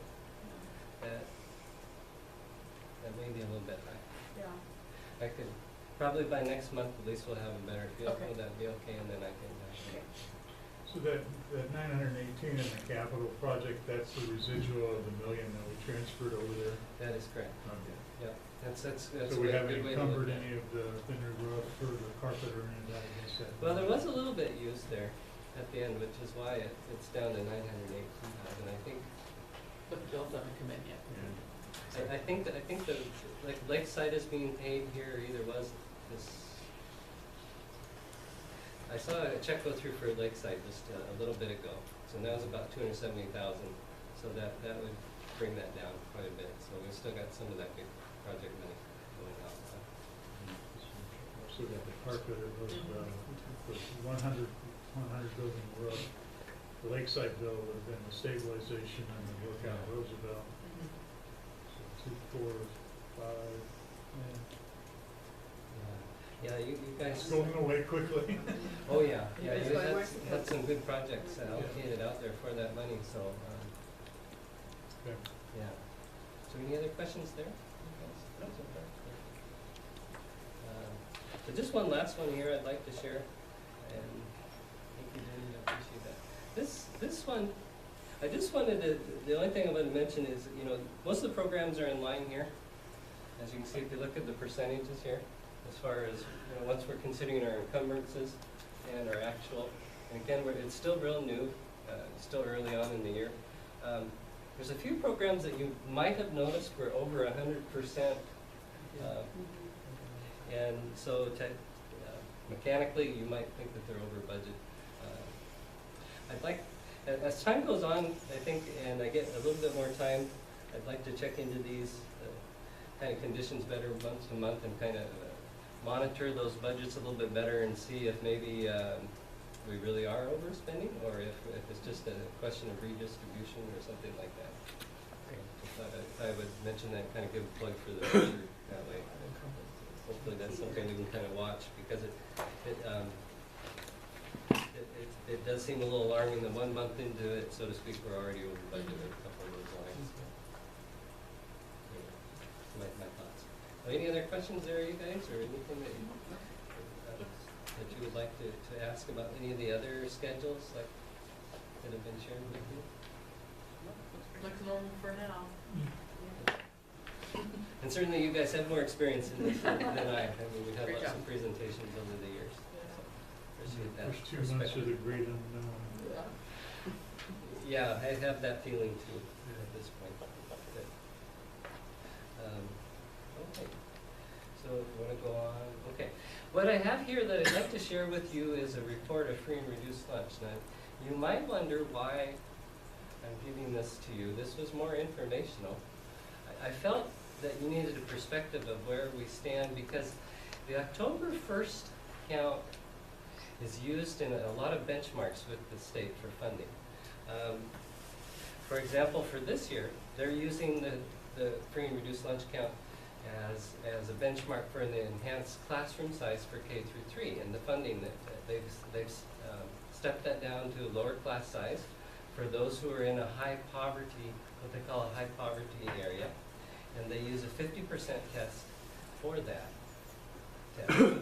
And you can see at Roosevelt here is just on the cusp, so 49.9%. I checked that out a little bit, and apparently actually what happens with the state is they use, this information is from the free and reduced lunch applications solely from K through 12 and apparently though the state they use our CEDARS data, which actually includes special ed preschool kids in this free and reduced lunch count. So if we throw in some free and reduced preschool kids, which are part of the CEDARS data, they're actually, Roosevelt is actually just about 50.7%, so just over the cusp. So again, this was more by way of information because of the different tests the state uses. I felt that you guys should probably understand that this is kind of where we're at. So they do it on a school by school as opposed to a district-wide 50% for that enhanced funding? Well, they did for the enhanced, well, they did for the kindergarten. I'm not sure, no, on the enhanced funding, you're correct, Director Methuen. I've been told that they're going to use a district-wide average, so that's a good point.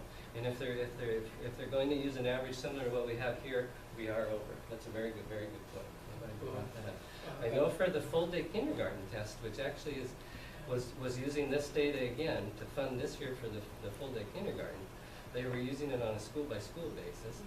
But next year, they're fully funding it anyway, full-day kindergarten. So they're not even going to worry about, as far as I know, they're not even going to worry about this test because the legislature built that into the funding already for full-day kindergarten. It's interesting how Roosevelt's numbers have changed with the change in programming up here. Yeah.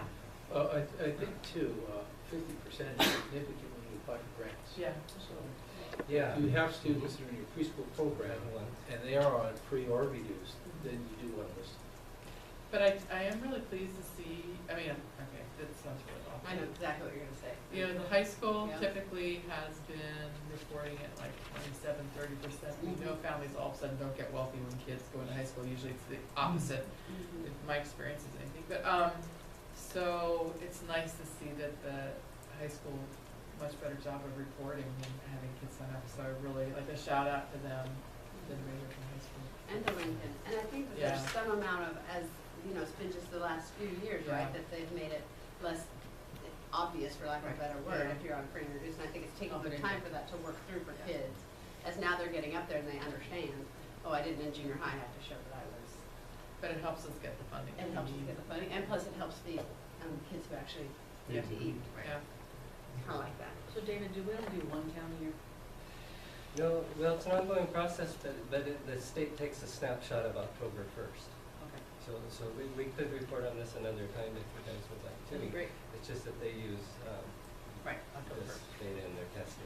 Yeah, I think it'd be great, like, for like February. We can do that. Thank you. Maybe in, say, January? February. February might be a It's good month? January, they kind of move around a little bit. They come and go. After Christmas, there's, Yeah. an exodus. And an influx. Well, that would be good. Yeah, thank you. And I'm glad that Director Happy brought up the fact that I sense that you understand that we do our best to get these applications processed, but if people don't turn them in, there isn't anything we can do. And that may be part of what's happening maybe at Roosevelt, because this does seem a little bit of a surprise. Well, Roosevelt, I think, but there's been a change in the demographics out there. Okay. So I think that would be enough to change a couple percentage points, and that is reflected in the shift in the percent of free reduced lunch in Roosevelt and Franklin, because Franklin was our school that didn't qualify for kindergarten because it had the lowest and it no longer does. That's right. So, Yeah, last year they weren't. Yeah. So any more questions? Wonderful. I like this. I do too. All right. Sorry. I think that's it for you. Okay, All right, thank you. I guess taking that,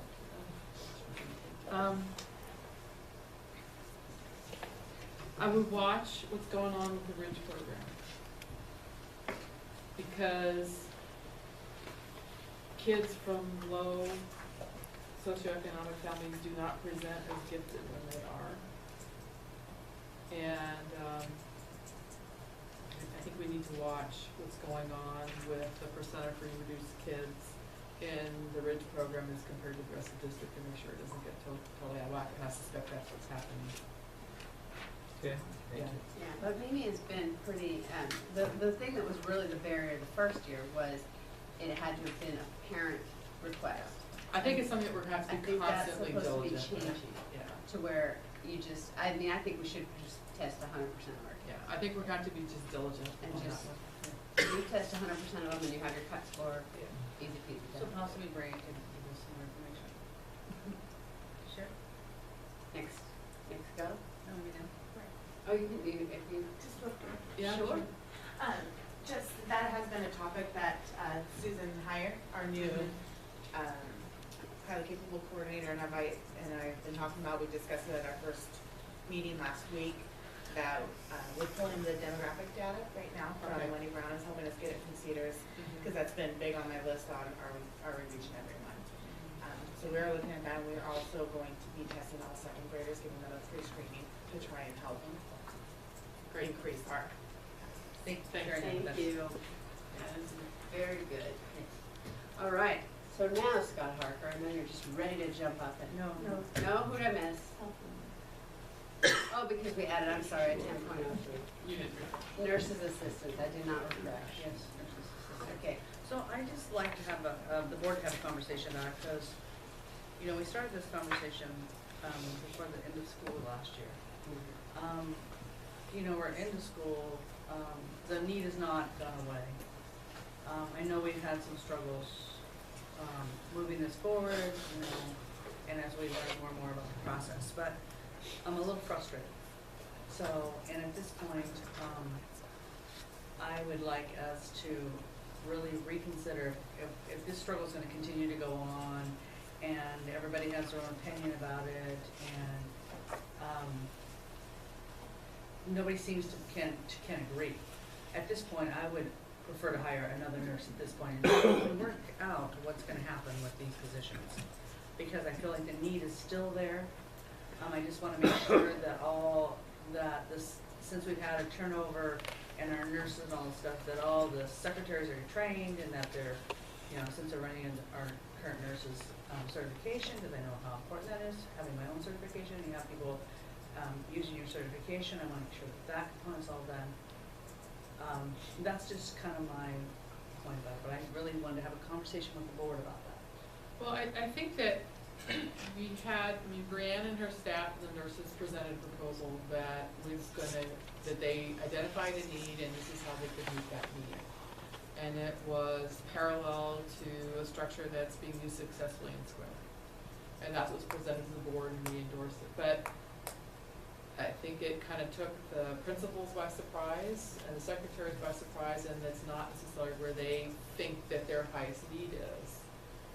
But I don't think that everybody's talking to each other. Like the nurses see this need and the principals see there are other building needs, and I think we need to take a time out and have the principals talk with the nurses and Brianne and figure out, okay, this is what we're talking about, the healthcare needs and the certification that has to be required to do some of these things that we're doing, and how can we best meet this need? And it is in the budget, but I would just like take a time out until we have a plan that everybody agrees on so we spend our money wisely. It may not be that another nurse is going to get us the coverage that we need, because what they wanted was coverage in every building, and one more body's not going to do it.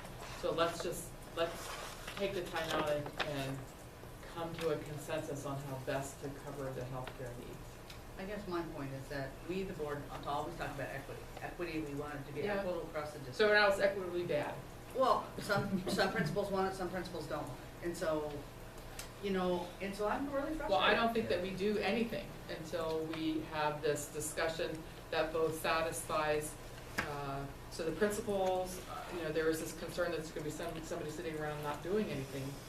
So there just needs to be a better communication, but we also have these health needs that need to be met. So instead of hiring a nurse, let's have everybody come together and come up with a plan that's.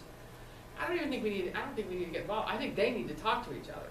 Well, I'm a little frustrated just because it hasn't happened. Yeah. And we gave a direction. Have the principals had a meeting regarding this? Scott is the here, nurses. and I think Patty's right. I think when the board stepped in and said, and you've heard from some of the nurses that they're really overworked and they're overwhelmed, and the shot charts, that's a need. And it was different across the district at certain sites. Some people were saying yes, no, then yes. And that's frustrating because at one point then we're saying, well, what's taking it so long? But I think you're right. I think the key players need to come together and have the discussion and work it out so that so people know individually across the district, this is how my needs are. Can we make this work? Can we make it work in such a way? So can you give me a report December 10th? Well, and I wanted to get Scott's input because I know he's spent a lot of time on this. And I met with a lot of the union presidents 2 days ago, and they were frustrated. They were frustrated because they thought they had it, and apparently they didn't have it because there was a lot of sense that we still needed to talk some more and come to some kind of a level of understanding. Am I right on that? Or? I think Scott's a little bit shorter now. He's a little bit shorter and his back's hurting him, so Yeah, to get the small podium here. I met with Diane Chamberlain on a couple of occasions about this topic and thought that we had an understanding in terms of why we wanted to go down the route of making this a secretary position, how many hours are available, and so on. But in having subsequent conversations with Fran, with Gerald, you're correct. We have no common understanding amongst the health folks, the secretaries and the principals. And therefore, I guess my personal opinion is that we need to get everybody kind of in the same room at the same time and hammer this out and get it done. Yeah, I think start with the nurses who are presenting their needs and what they see as the healthcare professionals in the district and what the good model is, and then how can we solve that. And this, unlike other things, is set aside in the budget. We budgeted for it, so that's the constraints that you can work around. But you don't have to spend all of it. You can't go more than that either. Agreed. Yeah. But I understand Cindy's frustration. I mean, this is a need that we have, and it'd be great to meet it. But let's do it. There was a need last year. Yeah. The need's not gone away. No, We've got more kids. But we need to do it intelligently. So can I have a report by December 10th of the December 10th plan? Okay, we do that on the 12th. Yeah, it's the 10th. It's the 10th. November 12th. December 10th. She's giving them and a half. And then maybe we can have an action item so that we can get them before the half the school year's over. That'd be really nice.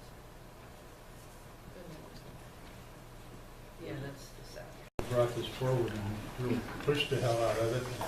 I gotta tell you, if it's anything different than what we proposed, I won't vote for it.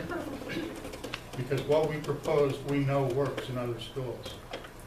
And what we proposed would have freed up time for the secretaries, would have given us better health coverage, would have satisfied the nurses' problem.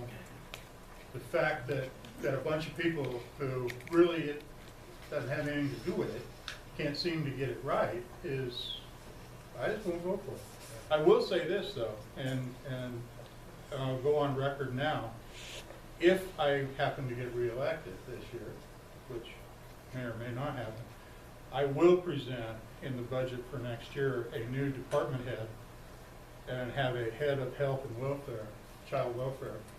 And I will move all counselors, interventionists, medical people, and contracted people underneath that person's control. Because quite frankly, there's no accountability out there now. I got counselors out here that are doing nothing but taking care of behavioral discipline. That's not what we're paying those people for. We pay them to be counselors, and there's no credibility right now. They're not being used for what they need to be, so we need to get them away from the people that are supervising them and put them underneath people that are going to use them the way they're supposed to. Okay. So there's my 2 cents for next year, folks. Okay. Can you get them up? Is there anything else? Everybody said their piece? I'm good. Okay. Thank you. All right, so yes, now we're going to go to .01. Personnel, okay. So a couple of things. First of all, I want to start off with our current openings. And so we currently have a mechanic in for pupil transportation, para-educator at Franklin, and a level 2 secretary at Dry Creek. So those are all open positions right now. In addition to the assistant girls basketball at Stevens and the assistant wrestling at the high school, which is still a winter sport, and we'll get those going. It's still winter sports. Yeah, it's still a winter sport. Want to let you know that Tuesday we are starting now a twice monthly sub orientation to keep getting more subs in. So we had 10 teacher subs that we are gotten trained up and are ready to go into the pool. We did not have any para-ed subs, and para-ed subs still continue to be a problem for us in trying to fill those on a daily basis. So I just wanted to keep you guys aware of that.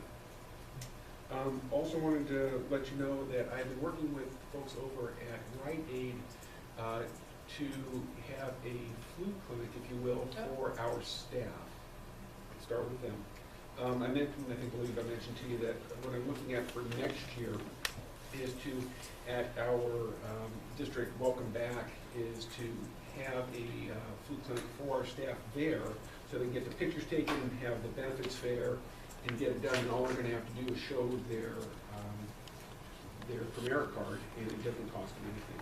So what I'm looking at right now is to get them, and the guys at Rite Aid did great, to try to get them to the individual schools, so that way the staff can go there maybe after school, show their card, get their flu shot, and they're going to go. So I'm working on that right now. So that's it from HR. All right. So that takes us to Mr. Goose. You're up. Thank you. So I was asked to do a labor report on, and I'm going to focus on custodians right now. So I just tried to break it down as easy as you could see. I did the sites and the square footage of the sites, and then the hours or square footage of how much they have to clean per hour. The skill center is kind of skewed because you're not cleaning the whole skill center. So even though it's 29,000 square feet is. So again, you can see just what we're asking our custodians to do at the high school. We've got 52 hours, and they're doing 4,556 hours or square feet per hour. And if you think an average home of 1,500 square feet, they're doing 3 in an hour. So that's not the bathrooms, that's I mean, that's moving right along. There's no slacking off here, and same with some of the other schools. You see, we're all big. Jefferson is our smallest school, and still it's over 3,000 square feet an hour. So that's the first one. Moving down, again, just 156 total custodial hours. We're doing 611,000 square feet, and each custodian is responsible for an average of 31,000 square feet, which is a lot of square footage here.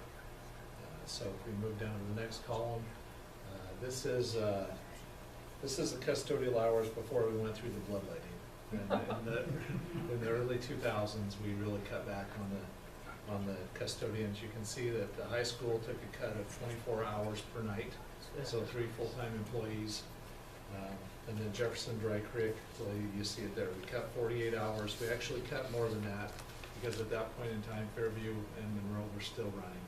And when they closed up, we just haven't had that need, but we do have a need for more custodial hours right now. I threw in a little recommendation here of 16 hours. 16 hours of extra help stops the bleeding, but it's not a Band-Aid for it.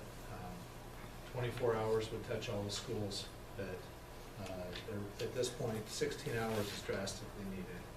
We've got areas where it's a 2-person job and we've only got 1 person to do it. The only other person that's available is the administrator. Do we want them helping every day, or do they have better things to do? So there's times where we need an overlap of 2 people working. In the last year, we've had 4 people just get hurt doing tables. And if you've ever seen them do the tables, you can see how much work those are. Those have always been the school's responsibility to buy their tables, and that's why I think they've got to the point where I'm trying to jump in and take care of the tables, because it's a huge need there. So I made a recommendation of, keep going. You're right. So I made a recommendation of what would stop the bleeding right now. But again, that's 16 hours. If I could get 24 hours, it'd be more of my goal. And that way it would touch every school. Jefferson's not being touched here. And the high school's only getting 4 hours. Well, I'm curious, looking at the hours added, how would you split that up? Like, the 16 hours is basically 2 people. Yeah. How would you split that up with 2 people? Well, I would do, so there's some shifts right now that are currently 6 hours in travel shifts. So we've got people going to 2 buildings. I would try to break it up so that we have the least amount of people traveling, that we can do full 8-hour shifts at one place. But it could be that it's a split position. So they would know that they have to come in the morning, get a few hours off, and go home in the afternoon. I see one like that. But if they're hired knowing that, they're hired knowing that that's their job. Yeah. And I think we would have a lot of people interested in this. I've never had a problem filling custodial vacancies in the district. It's a good place to work. We're treated well. And so, anyway. How are you doing on subs? Right now, I've got 5 subs that are pretty good subs, which is right where I want to be. We've got another one that's coming back on the sub list soon, and then there's one that's had a back injury. It wasn't a work injury. But he is he's getting a surgery and wants to come back. If you have more than 5, you can't keep them because there's not enough work to spread around. But if you have less than 5, then there's a lot of times that we have shifts that aren't filled. And so the other day, we had 7 positions gone, and there's no way I can fill them. But we did the best. The day position's always a priority. Get somebody there, and then work around that as we can. I also wanted to throw in the maintenance. I didn't give you a slide for this, but maintenance, we've got 48 hours of maintenance a day, 6 full-time employees. They're 611,000 square feet again, in district space. And so it's one less than we've had in the past. When I moved up from the maintenance lead to the supervisor's position, that position wasn't filled. So we lost one, but at this point in time, I think we're doing okay in maintenance. We do have 2 grounds people And we have 147 acres of grounds, so it's a lot of work for grounds guys. The nice thing is they've got great skills.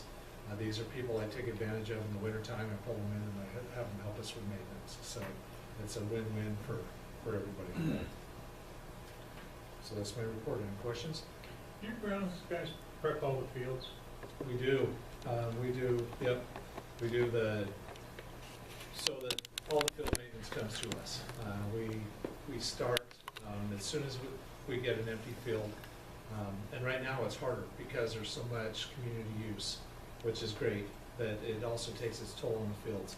So we're overseeding, we're top dressing, we're fertilizing, we're watering when we can and where we can. We're trying to be strategic about it so we're not wasting water.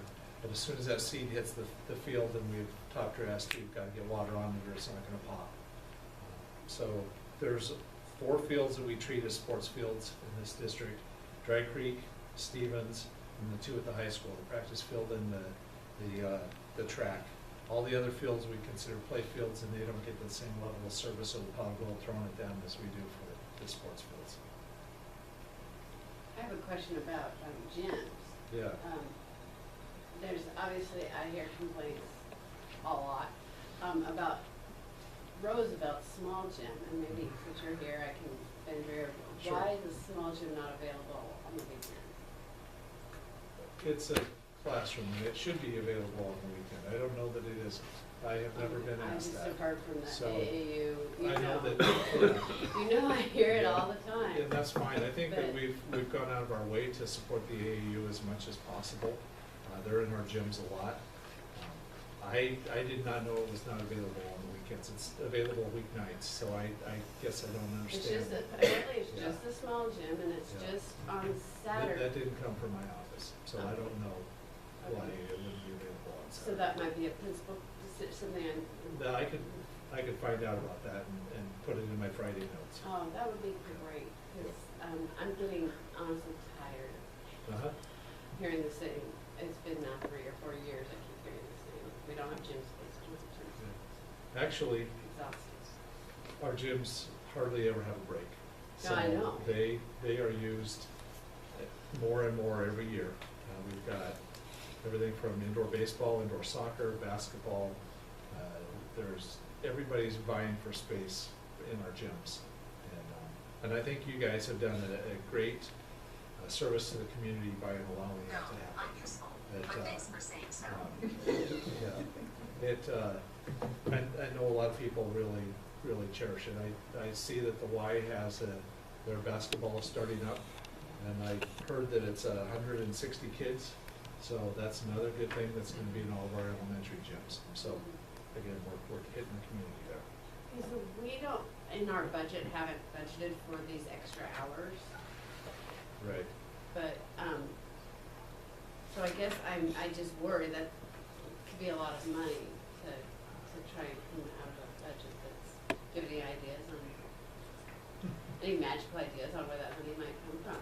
I don't. I just see a need, and especially, I guess this was the last, this took me by surprise. We've had buildings that have had peanut allergies and other things, but we've got 8 allergy rooms at Roosevelt alone that changes the level of cleaning we do in each one of those classrooms. And then everywhere those kids go, it's not like they stay in the classroom all day long. So as we start increasing the level of cleaning, what are we going to start dropping off? And that's the hard part. Last year, I think there were 2 rooms that we had allergy rooms. We've got now several classrooms in the district that are environmental and not ingestible allergies, so if they even get close to it. And so that, and the breakfast in the classroom, it's all taken its toll, and it's right now it's really showing that we need the work. We need extra time. So Mark, can you bring it back, what the cost is for 16 hours and the cost for 24 hours? That'd be great. Thank you. Thanks, Al.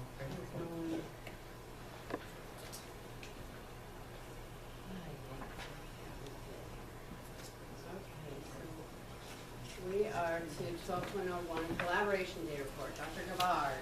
Good evening. The first slide I'd like to show you this evening is a fun one. until we get it up, it's this one here. Let's pass this down so you can maybe a little larger look. This was the evaluation, the quick one that we did at the end of our EdCamp session that we had on October 9th. We spent the first half of that day doing EdCamp, which if you're not familiar with EdCamp, I wasn't before this past year either. It's a very organic, open source kind of a PD that is designed by the participants. The Bill and Melinda Gates Foundation's even getting in on this. They've recently given $2 million in grants.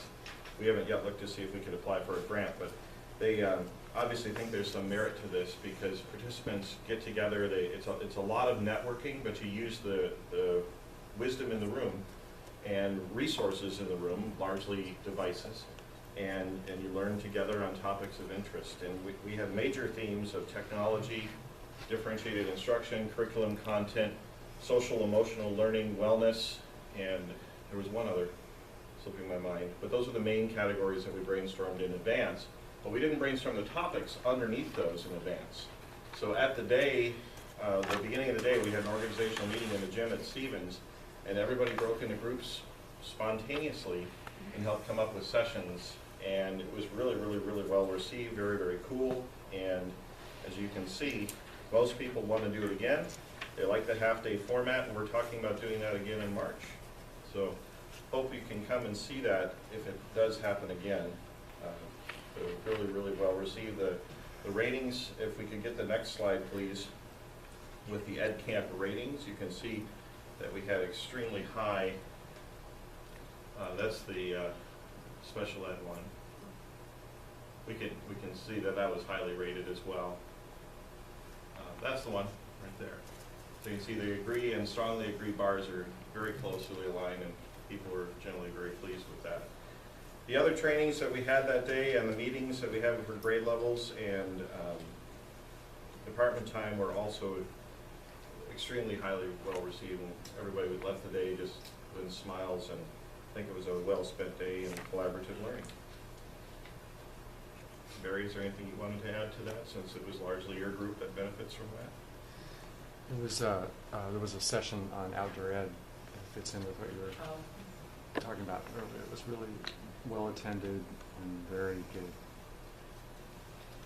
Again, we didn't know that there was going to be an outdoor ed one until that day, and people spontaneously came up with that. And among the other sessions, you have a list of the sessions that evolved as well, and really, very, very cool. Really, really neat. Well, I'm pleased to see that everybody liked it. It was great. So she's not here right now, but Nancy McHenry mentioned earlier, Dry Creek third grade teacher. She was kind of the brainchild behind this. She's on our Professional Development Council. She went to a ed camp at Puget Sound ESD last year, brought it back, was super excited, and she shared it with us, and she started helping us learn about it in small ways. The fourth grade team did an ed camp at their meeting once last spring. She did an ed camp here at Dry Creek, and then now we had it district-wide, which was just awesome. And the other sessions, like Brianne had some as well for her staff, also highly rated, very well received. Any questions about the Professional Development Day? I think you can be proud of your teams and the Professional Development Council as well. Is Joyce still here? Come on up, Joyce. Oh, you want me up? Absolutely. So one of the neat areas that we still are seeing in the district as we monitor class size every month is second grade at Jefferson. And I had the opportunity last week, Joyce and I did some walkthroughs in those two classes, and I saw firsthand not only the really good teaching going on there, got two great teachers, but the really high class sizes and the large percentage of high needs kids that are in those groups. And she's had to spend a good part of her day every day this year in the class as a principal because they need extra support, and she's the kind of principal that will do it. But we really need to get her out doing other things. I would highly recommend we consider adding a para. David's done some research. He's found with the class size monies, without having to dip into any other reserves, there's enough extra money that'll be coming in on the class size monies that could justify the time of a full-time para to share between two classes. So I was wondering if you might share a few words. Yeah, I mean, you guys know, and you've been aware of our second grades. I mean, I've been in a couple different meetings where you brought up our second grades when you were debating about the Dry Creek fourth. And and we just face the block of, there's not another classroom to put them in. So when you look at the third section in there, so currently, you know, the contract number is significantly greater than the state's desire, and so until that contract number goes down from 26 to something lower, we're stuck. We were at 26 and 26 with one RBD, so essentially 26 and then 27 when that student immigrated. We have lost second graders and we have not stopped second graders from moving, if that makes sense. So we're down to 25 and 25. And so we're not even at that 26 threshold anymore like we were however many weeks ago when Joe graciously asked for this to be on the agenda.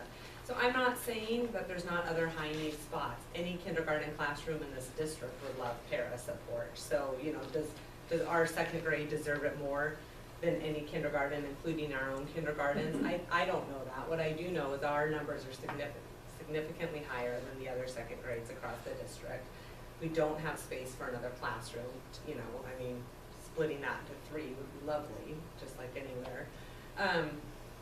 So, you know, I mean, I feel like we're kind of on the secretarial hour thing. Do we need it more than anybody else? I don't know. What I do know is that our counselor and I are spending a great deal of time in our second grades right now. We've got a couple new kids to us, and you always spend the most time at the beginning of the year with the kids that are new in your building as you figure them out.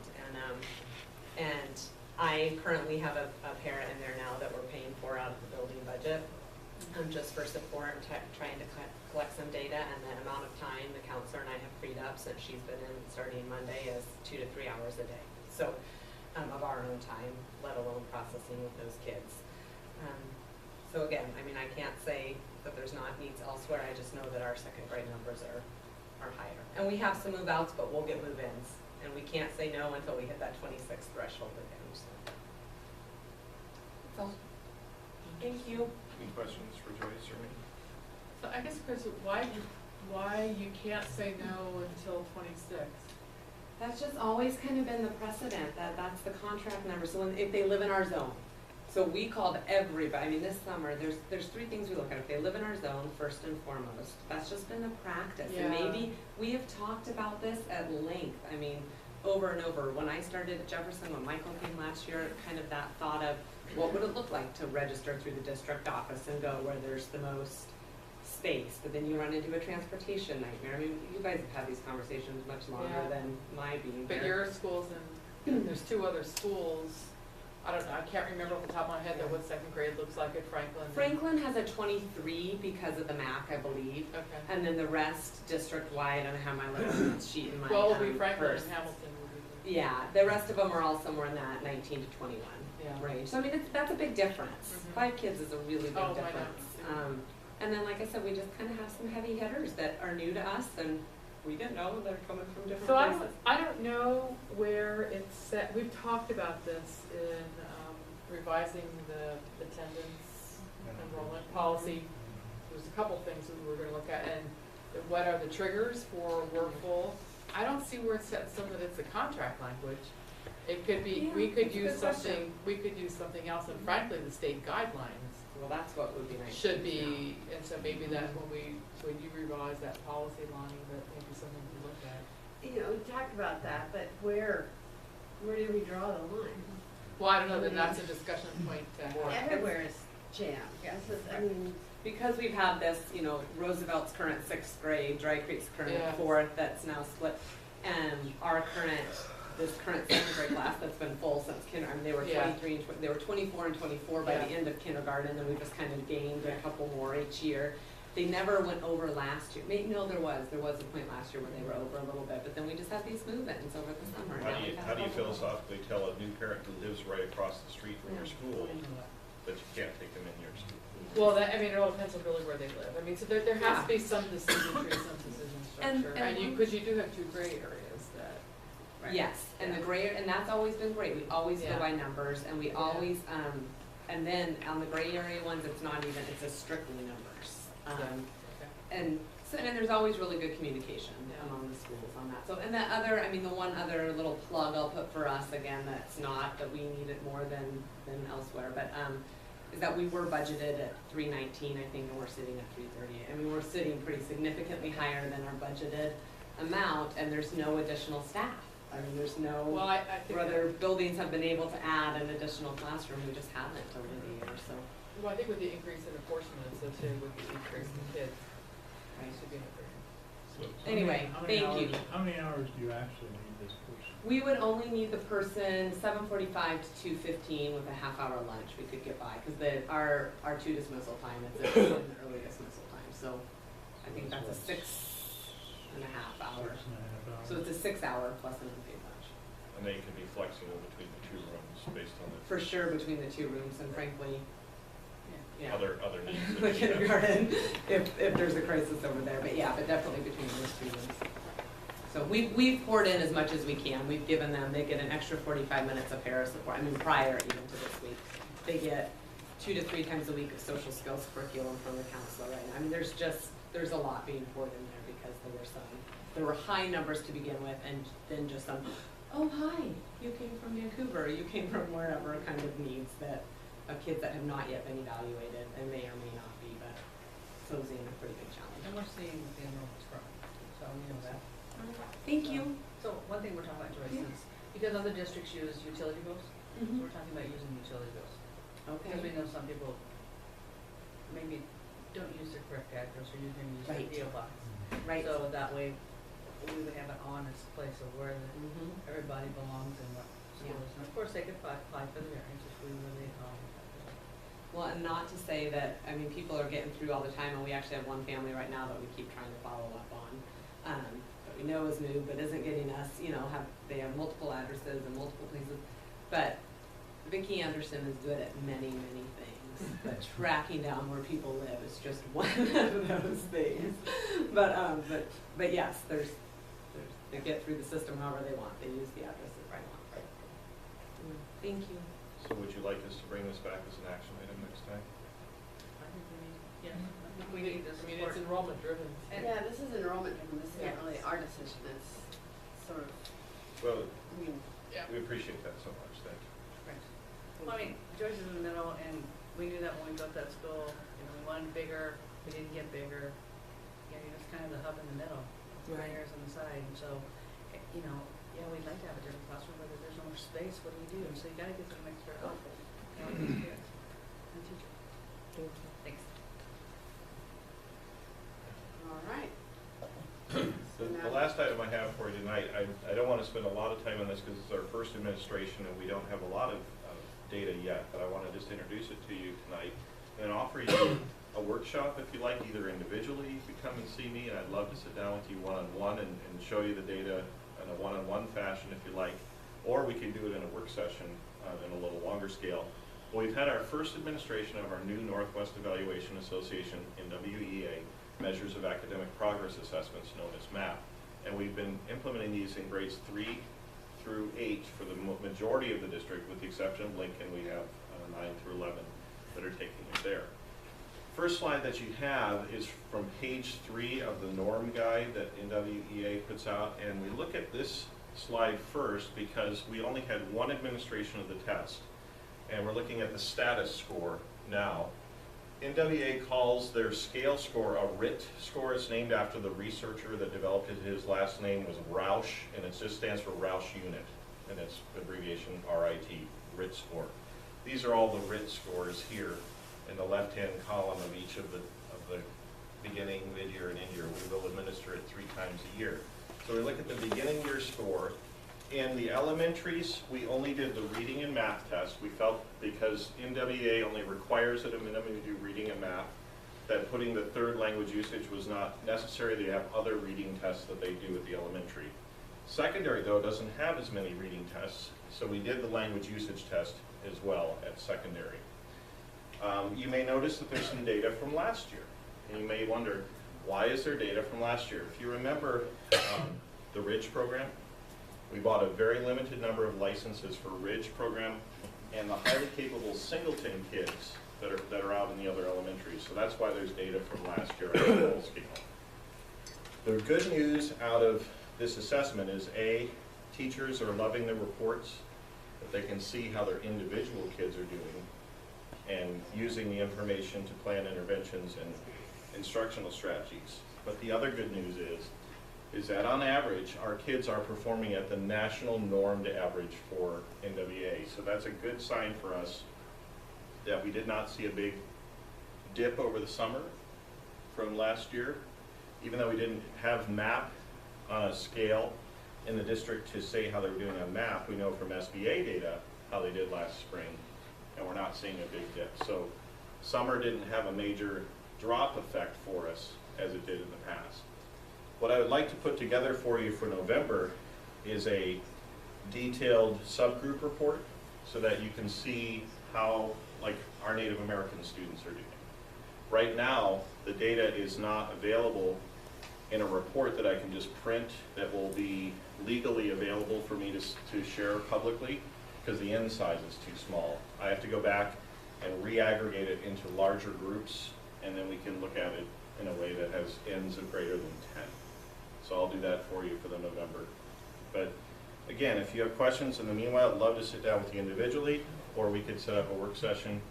But the good news is that our kids are performing at the national average. How long does it take to administer, let's say, the 3rd grade math test? On average, 45 minutes per test per subject. So reading would take 45 minutes on average, math 45 minutes.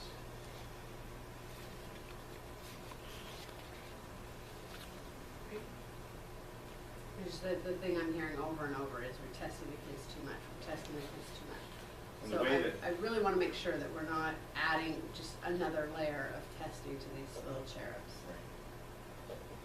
the way Jared and I are talking too is how can we increase access to devices so that testing can be done quicker if it's done in a setting where the teacher has ultimate control over the schedule themselves, rather than having to wait for a lab. Because the MAP test is not as secure as the SBA test. So a teacher could conceivably set 5 kids up in the back of their room with headphones on and just say, take the test. And when they're done, they can rotate other kids in. So it's not as necessary that you segregate them like you do in the SBA. But your point is definitely one we're considering. All right, anybody else have any questions? No? All right. Thank you. Thank you. So now we go on into action items. 13.01 is our board C SIP approval. I guess we're just a SIP because we are out of sight. Sometimes we are. I move the recommendation. Second. Okay, with a motion second, any conversation?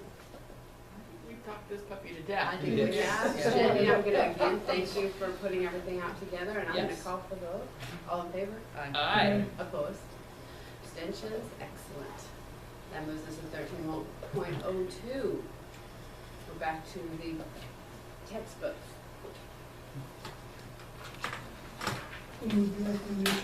I'll second. We're doing the motion in a second. Now how about any discussion?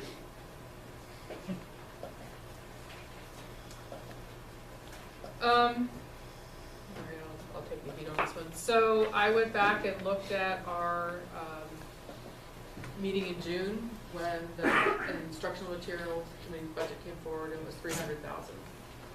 And there was a whole list of stuff that was prioritized within that. So I feel that, yes, I'm listening to the teachers that we do need these textbooks, but the extra money needs to come out of that chunk that was allocated. So if there's things that aren't purchased on that list, they shouldn't be purchased, they should be pushed off to next year because we have to put them in the budget. We've already, I mean, it's so early, we've already gone over what we budgeted for some things already, and it's early in the year. I hate to tie up our capacity any more than we have. So do you want to amend the motion? No, you can buy it, just that it just comes out of the $300,000. If I may respond to that politely. Sure. There are other things that we have budgeted for that would be hurt by doing that. I understand that. Yes, there would be. We've already been taking care of some unmet needs. For instance, just in math today, I approved $2,000 for math books that Stevens needs for books that have just been lost over the past 5 years, damaged, can't be used anymore because they're falling apart. I would have to tell Stevens I can't buy those $2,000 of books. Mr. Connectil did some research with the MSOC money over the last couple of days. MSOC money is already committed. Whether he knows it or not, it's committee. But he's got some information for you. I know, I heard his information. MSOC money's out of the blue. Well, my recommendation being to not cut further, but then to delay buying the extra books till next fiscal year. Is everything on that list, because there were some things that were lower priority, and these textbooks came in as your #1 priority to purchase. I have it with me. So all the lower priority things, have you already made those purchases? No, not all of them have been purchased. The 4th and 5th grade textbooks alone, though, were not the highest priority. The social studies adoption was Right. the highest priority. So that We have not yet bought the secondary textbooks. And the money I have sitting in reserve for the secondary textbooks would have to be cut as well if I bought these. Well, there's other things that, were on that list that were down in the bottom. I mean, yeah, like, there is extra MSOC money associated with an increase in tuition, or increase in enrollment, but to tie it all up with this, and actually go over it is, I think it's good budget management, and so that's just my concern. The problem with the MSOC money that we have now, there's not enough MSOC money to cover this. There's just not enough There left isn't. to do it. Which means if we use it up now, we have no backup for the rest of the year. You know, I mean, this budget has been frustrating, to say the least. This is an issue that should have been budgeted in the beginning. If you needed this many books, that's what we should have done. We came up with $250,000 more than we had originally planned on putting into books when we did the original budget. Now you want some more. MSOC money is going away. I mean, every time we turn around, we're hitting it for more money and more money and more money. We're adding teachers, we're adding paras, and true, some of that is driven by the people, by the students. But that money's coming from someplace, folks, and it's the only place we got to get it right now is what MSOC money is left. And I think David told me there's, $20,000 left in MSOC money, or $22,000. That won't even cover these books. Well,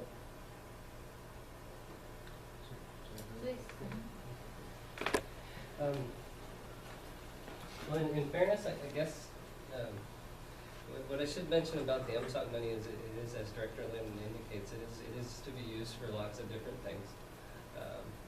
It isn't necessarily given to us just to use for textbooks, and I think that's probably what you're getting at.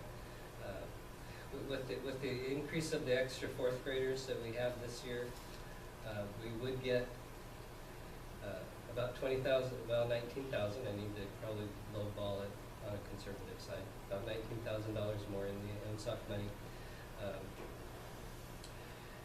And I think that your request was 10,000 for 4th grade, 15,000 for 5th grade, and then 5,000 for non-licensed. Okay, for the license. So with the 5th graders, though, we only are getting about $9,600 more.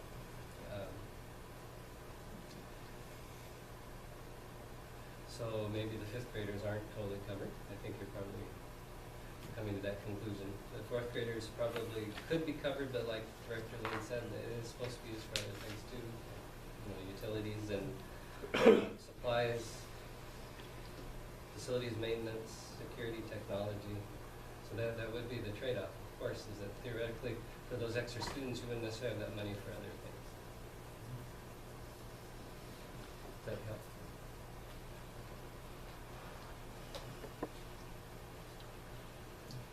We didn't, okay, so we budgeted for the health aides, right?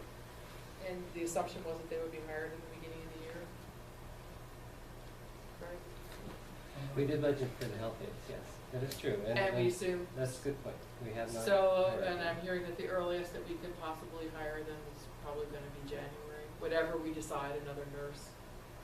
So, I mean, you wouldn't have to go in, would you have to go into the capacity to cover this, but we'd have to move money around from one. That actually is a very good point, actually, because that money is there in the budget, in the capacity, as you mentioned, and so it could theoretically be shifted. Theoretically, we could move that from labor over I think the irritating part for me is that, you know, we spend 5 months building a budget to have it blown apart in the 11th hour, and that just sucks. And we live within them, and now we're told we can't live within, you know, what was a lot of work. And I agree with you. Well, and Gerald, I blame you for this. This is your department. I brought the request forward at the request of Mr. Burnett. You know, I don't mind, you know, if the board doesn't care, I don't care that we move some of that money that we had set aside for the health aides, because we haven't used that money yet. And there would be enough in there to at least offset the 4th and 5th grade. And then with what, you know, we could tap a little bit of the MSOC money that's left to finish that out. I don't want to, you know, this isn't aimed at you or your students or anybody else. This is aimed at a bad budget projection that should have been better. So, okay. I would suggest that we also make sure we re-examine everything that's on that list and see if there isn't some, if we can pull the money from 3 different pots. But I think that's where that money should have been coming from to pay for these things, and anything that we can squeeze out of there, I think we can squeeze out. There's stuff that can be pushed to next year. If it wasn't high priority, we need to take a look at that along with the mix of trying to pull enough money together. So, Bottom line is we need to get these books in the hands of the kids. yeah. So I guess here's what I would recommend. And I think most, well, here's what I'd recommend. First off, we get the damn books ordered, because the kids need the books. There's no doubt about that. That needs to happen.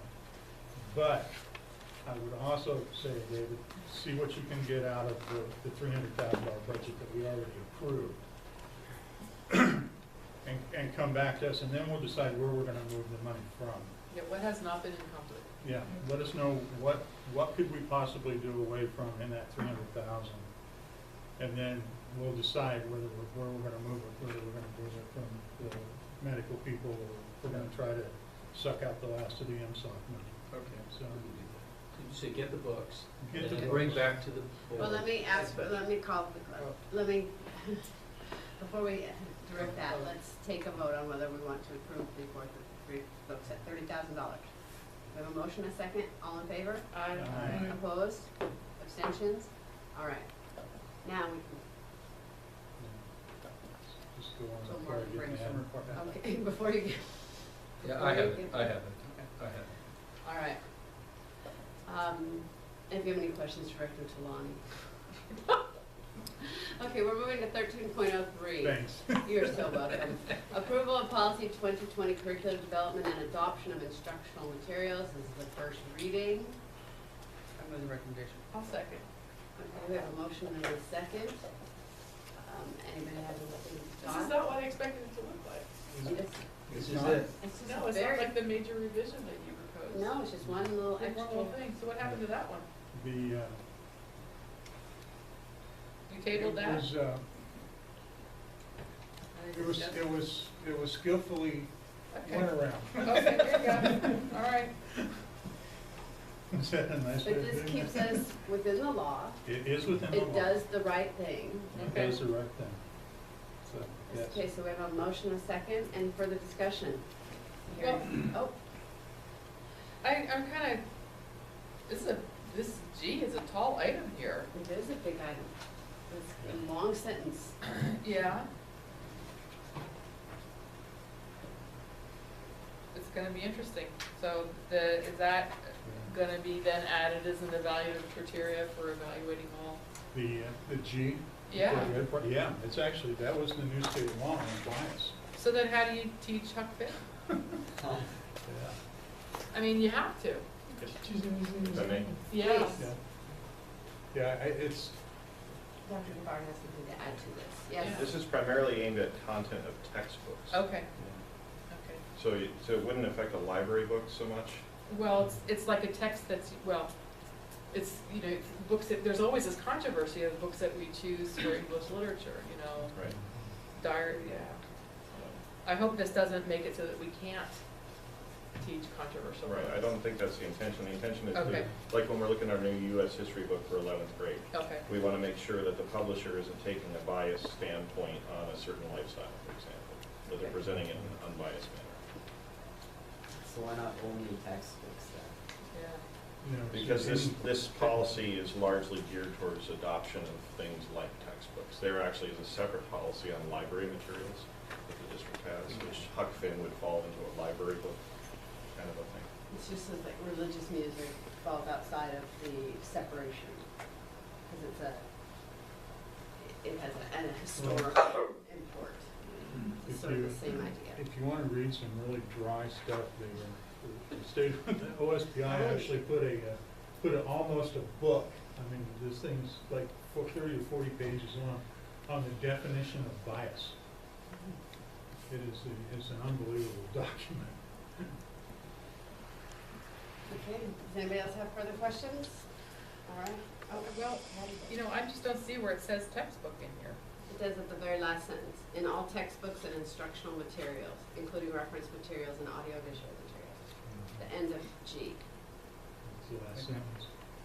Yeah, all textbooks, I'm sorry guys, I mean, I'm not a lawyer, but all textbooks and instruction materials, somebody who objects to, what is the Diary of a Part-Time Indian? Absolutely. Yeah, can say that's an instructional material because it's in the curriculum for the 7th grade and I totally object to this book. You know, so and I think it's important that we keep those politically incorrect literature texts in our curriculum so kids, you know, we learn about the whole breadth of our society and you can have an intelligent discussion about what's good and bad about stuff. So does this leave us open to having to exclude them? That's my concern. I don't think so. Okay. Because the way I interpreted what stated. Because I don't want to do that. They didn't want one-sided opinions. Okay. Pretty much. I think they were more into. Well, I think books that you're concerned with are books that by their nature seek to eliminate bias. Right? Absolutely true Diary of Part-Time Indian. The whole goal of that book is to eliminate bias. So I would happily stand on that podium and say, but Huck Finn, I think actually there's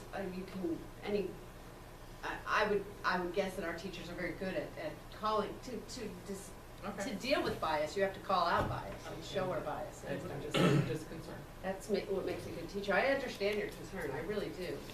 But I think an historical and a pedagogical way of dealing with this is. Well, I suppose if there's unintended consequences, you can always change the policy. Yeah. There you go. There you go. All right. So, for first reading, all in favor? Aye. Opposed? Abstentions? Excellent. All right, Nolan, we're back to the approval of the next phase of our carpeting. Yep, so it's been through KCDA.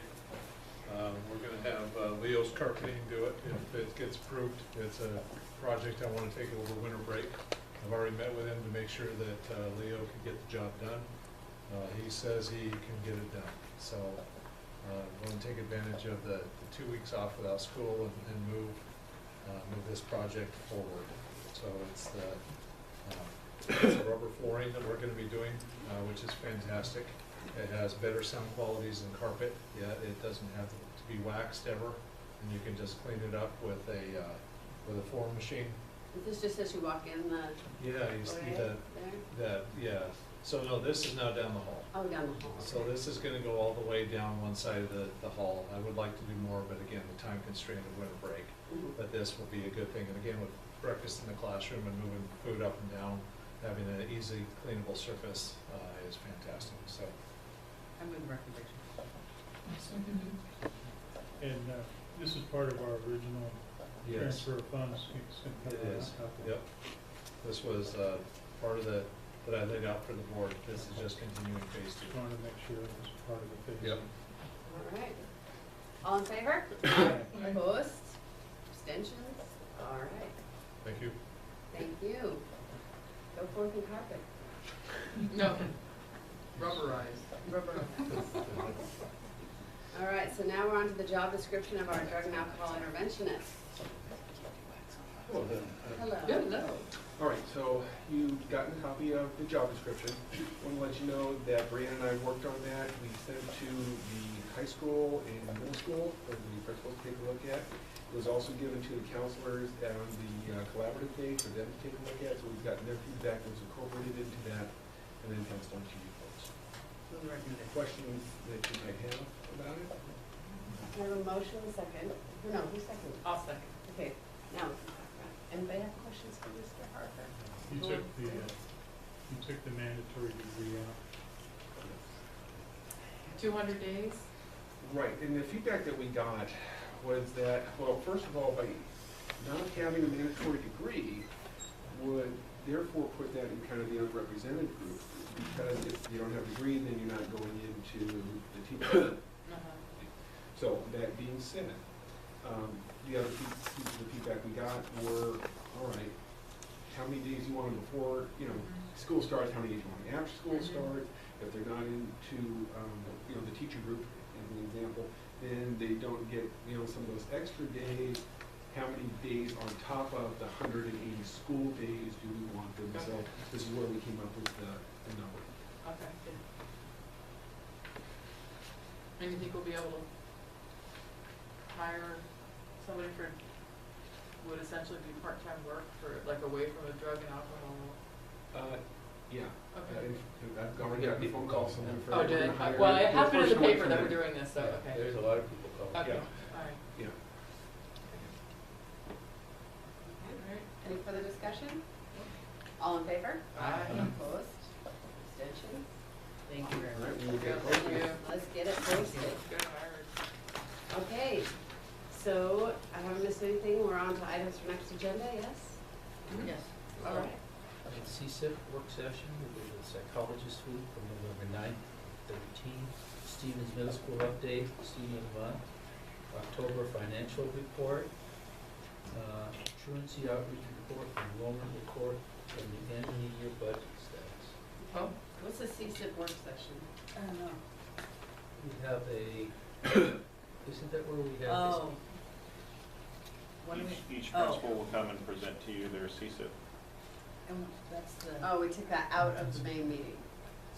Okay, Do it but before, we're what doing time? this, actually Oh, before the. I won't be here. I'm gonna be in an equity conference, so I don't know if we can move that to a different day, because I'll be in Seattle from like 9 until 3:30. Oh, you don't want to make me have to go to a work session on my last day on the board. it won't be your last day. It You won't have be to your come last back in day, December. sorry. Nice try. Yeah, no, it is. No, if No. you move it to the next meeting, it will be. No, not next meeting, maybe we can just have a different meeting. Okay. I know. So, Because I can't come earlier, because I'll be lucky but you if I can make come it. to the actual meeting, you just can't come to an earlier work session. Correct. Okay. This starts at 5, Gerald, was it 5:30? 5:30 to 7. 5:30. I leave Seattle at 3. We have other days set up for work sessions. So, I don't know where they are. They should be on. Yeah, yours. but we need to see, remember, we need to see this on time. We do need to see some. Yeah. So we have to have it then. So, You don't- okay. You don't want to push it to December. Okay, so Cindy, we can, call you and you can listen in. On the first. No. Yeah, you can. No. You can sit in your car with your smartphone. Yeah. So this, we're talking our November 13th meeting, is that right? Yeah. No, I've got the wrong matrix. It's taped, the meeting is taped. No, it's not, that's right. No, it's not taken. It's a workshop. Yeah. A work session. You want to have a separate meeting? Yes, I want to have some. Okay, so. I just don't want to do December. Yeah, I shouldn't. No, it's not happening. Because I plan to like be gavelled out and go party. Yeah, it's not gonna be on the 10th. But I would like to ask something while I'm thinking about the 10th. Yeah, I me would too. like us to, if we can, please, move our meeting of December the 10th. It's at this point scheduled for CSB. I'd like it moved to the Skill Center. Because I'm anticipating that we might have, falls roll and what did you do to do that night? And I think we need a bigger And I'd venue. like to have maybe a 6 to 7 open house for our veteran board members who are leaving the board. Okay, so move it over to the skill center.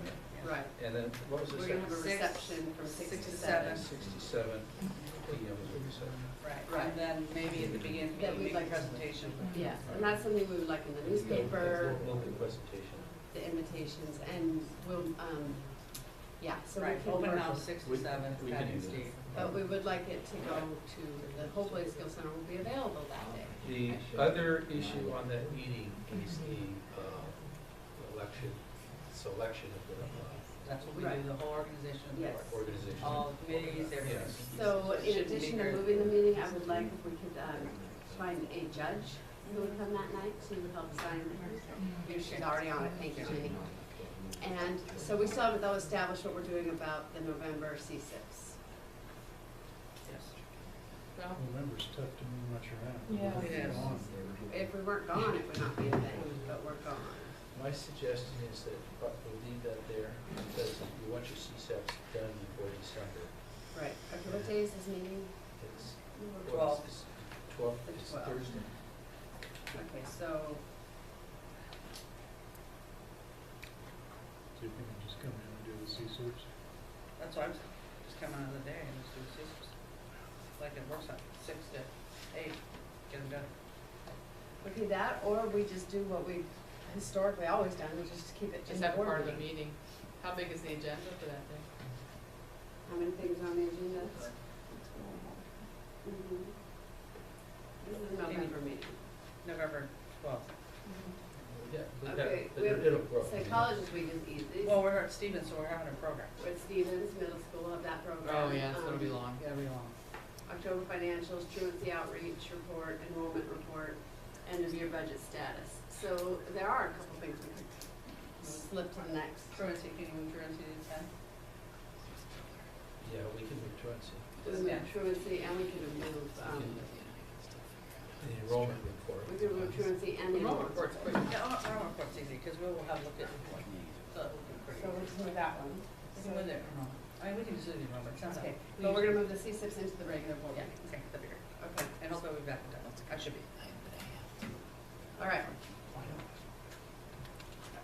Phil Chucky can't go to What'd you One say? here, please. What'd you say? They'll check you can't go long, but no, I think. So I think never it'll be goes good. long. We will have done a CSIP review of ourselves, so we'll have the questions ready for our Yeah. principals. Okay. There we go. Pat, or Cindy says it's not, it won't be very long, so keep leaving enrollment. Leave it alone, yeah, it's not, like Patty says, we go with it pretty fast, so pretty fast. All right.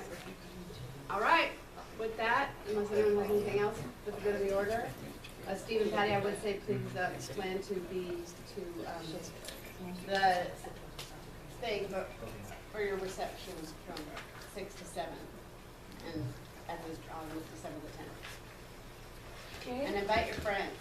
It's gonna be fun. Family. Okay. Okay. What'd you say? No friends left. We'll find out.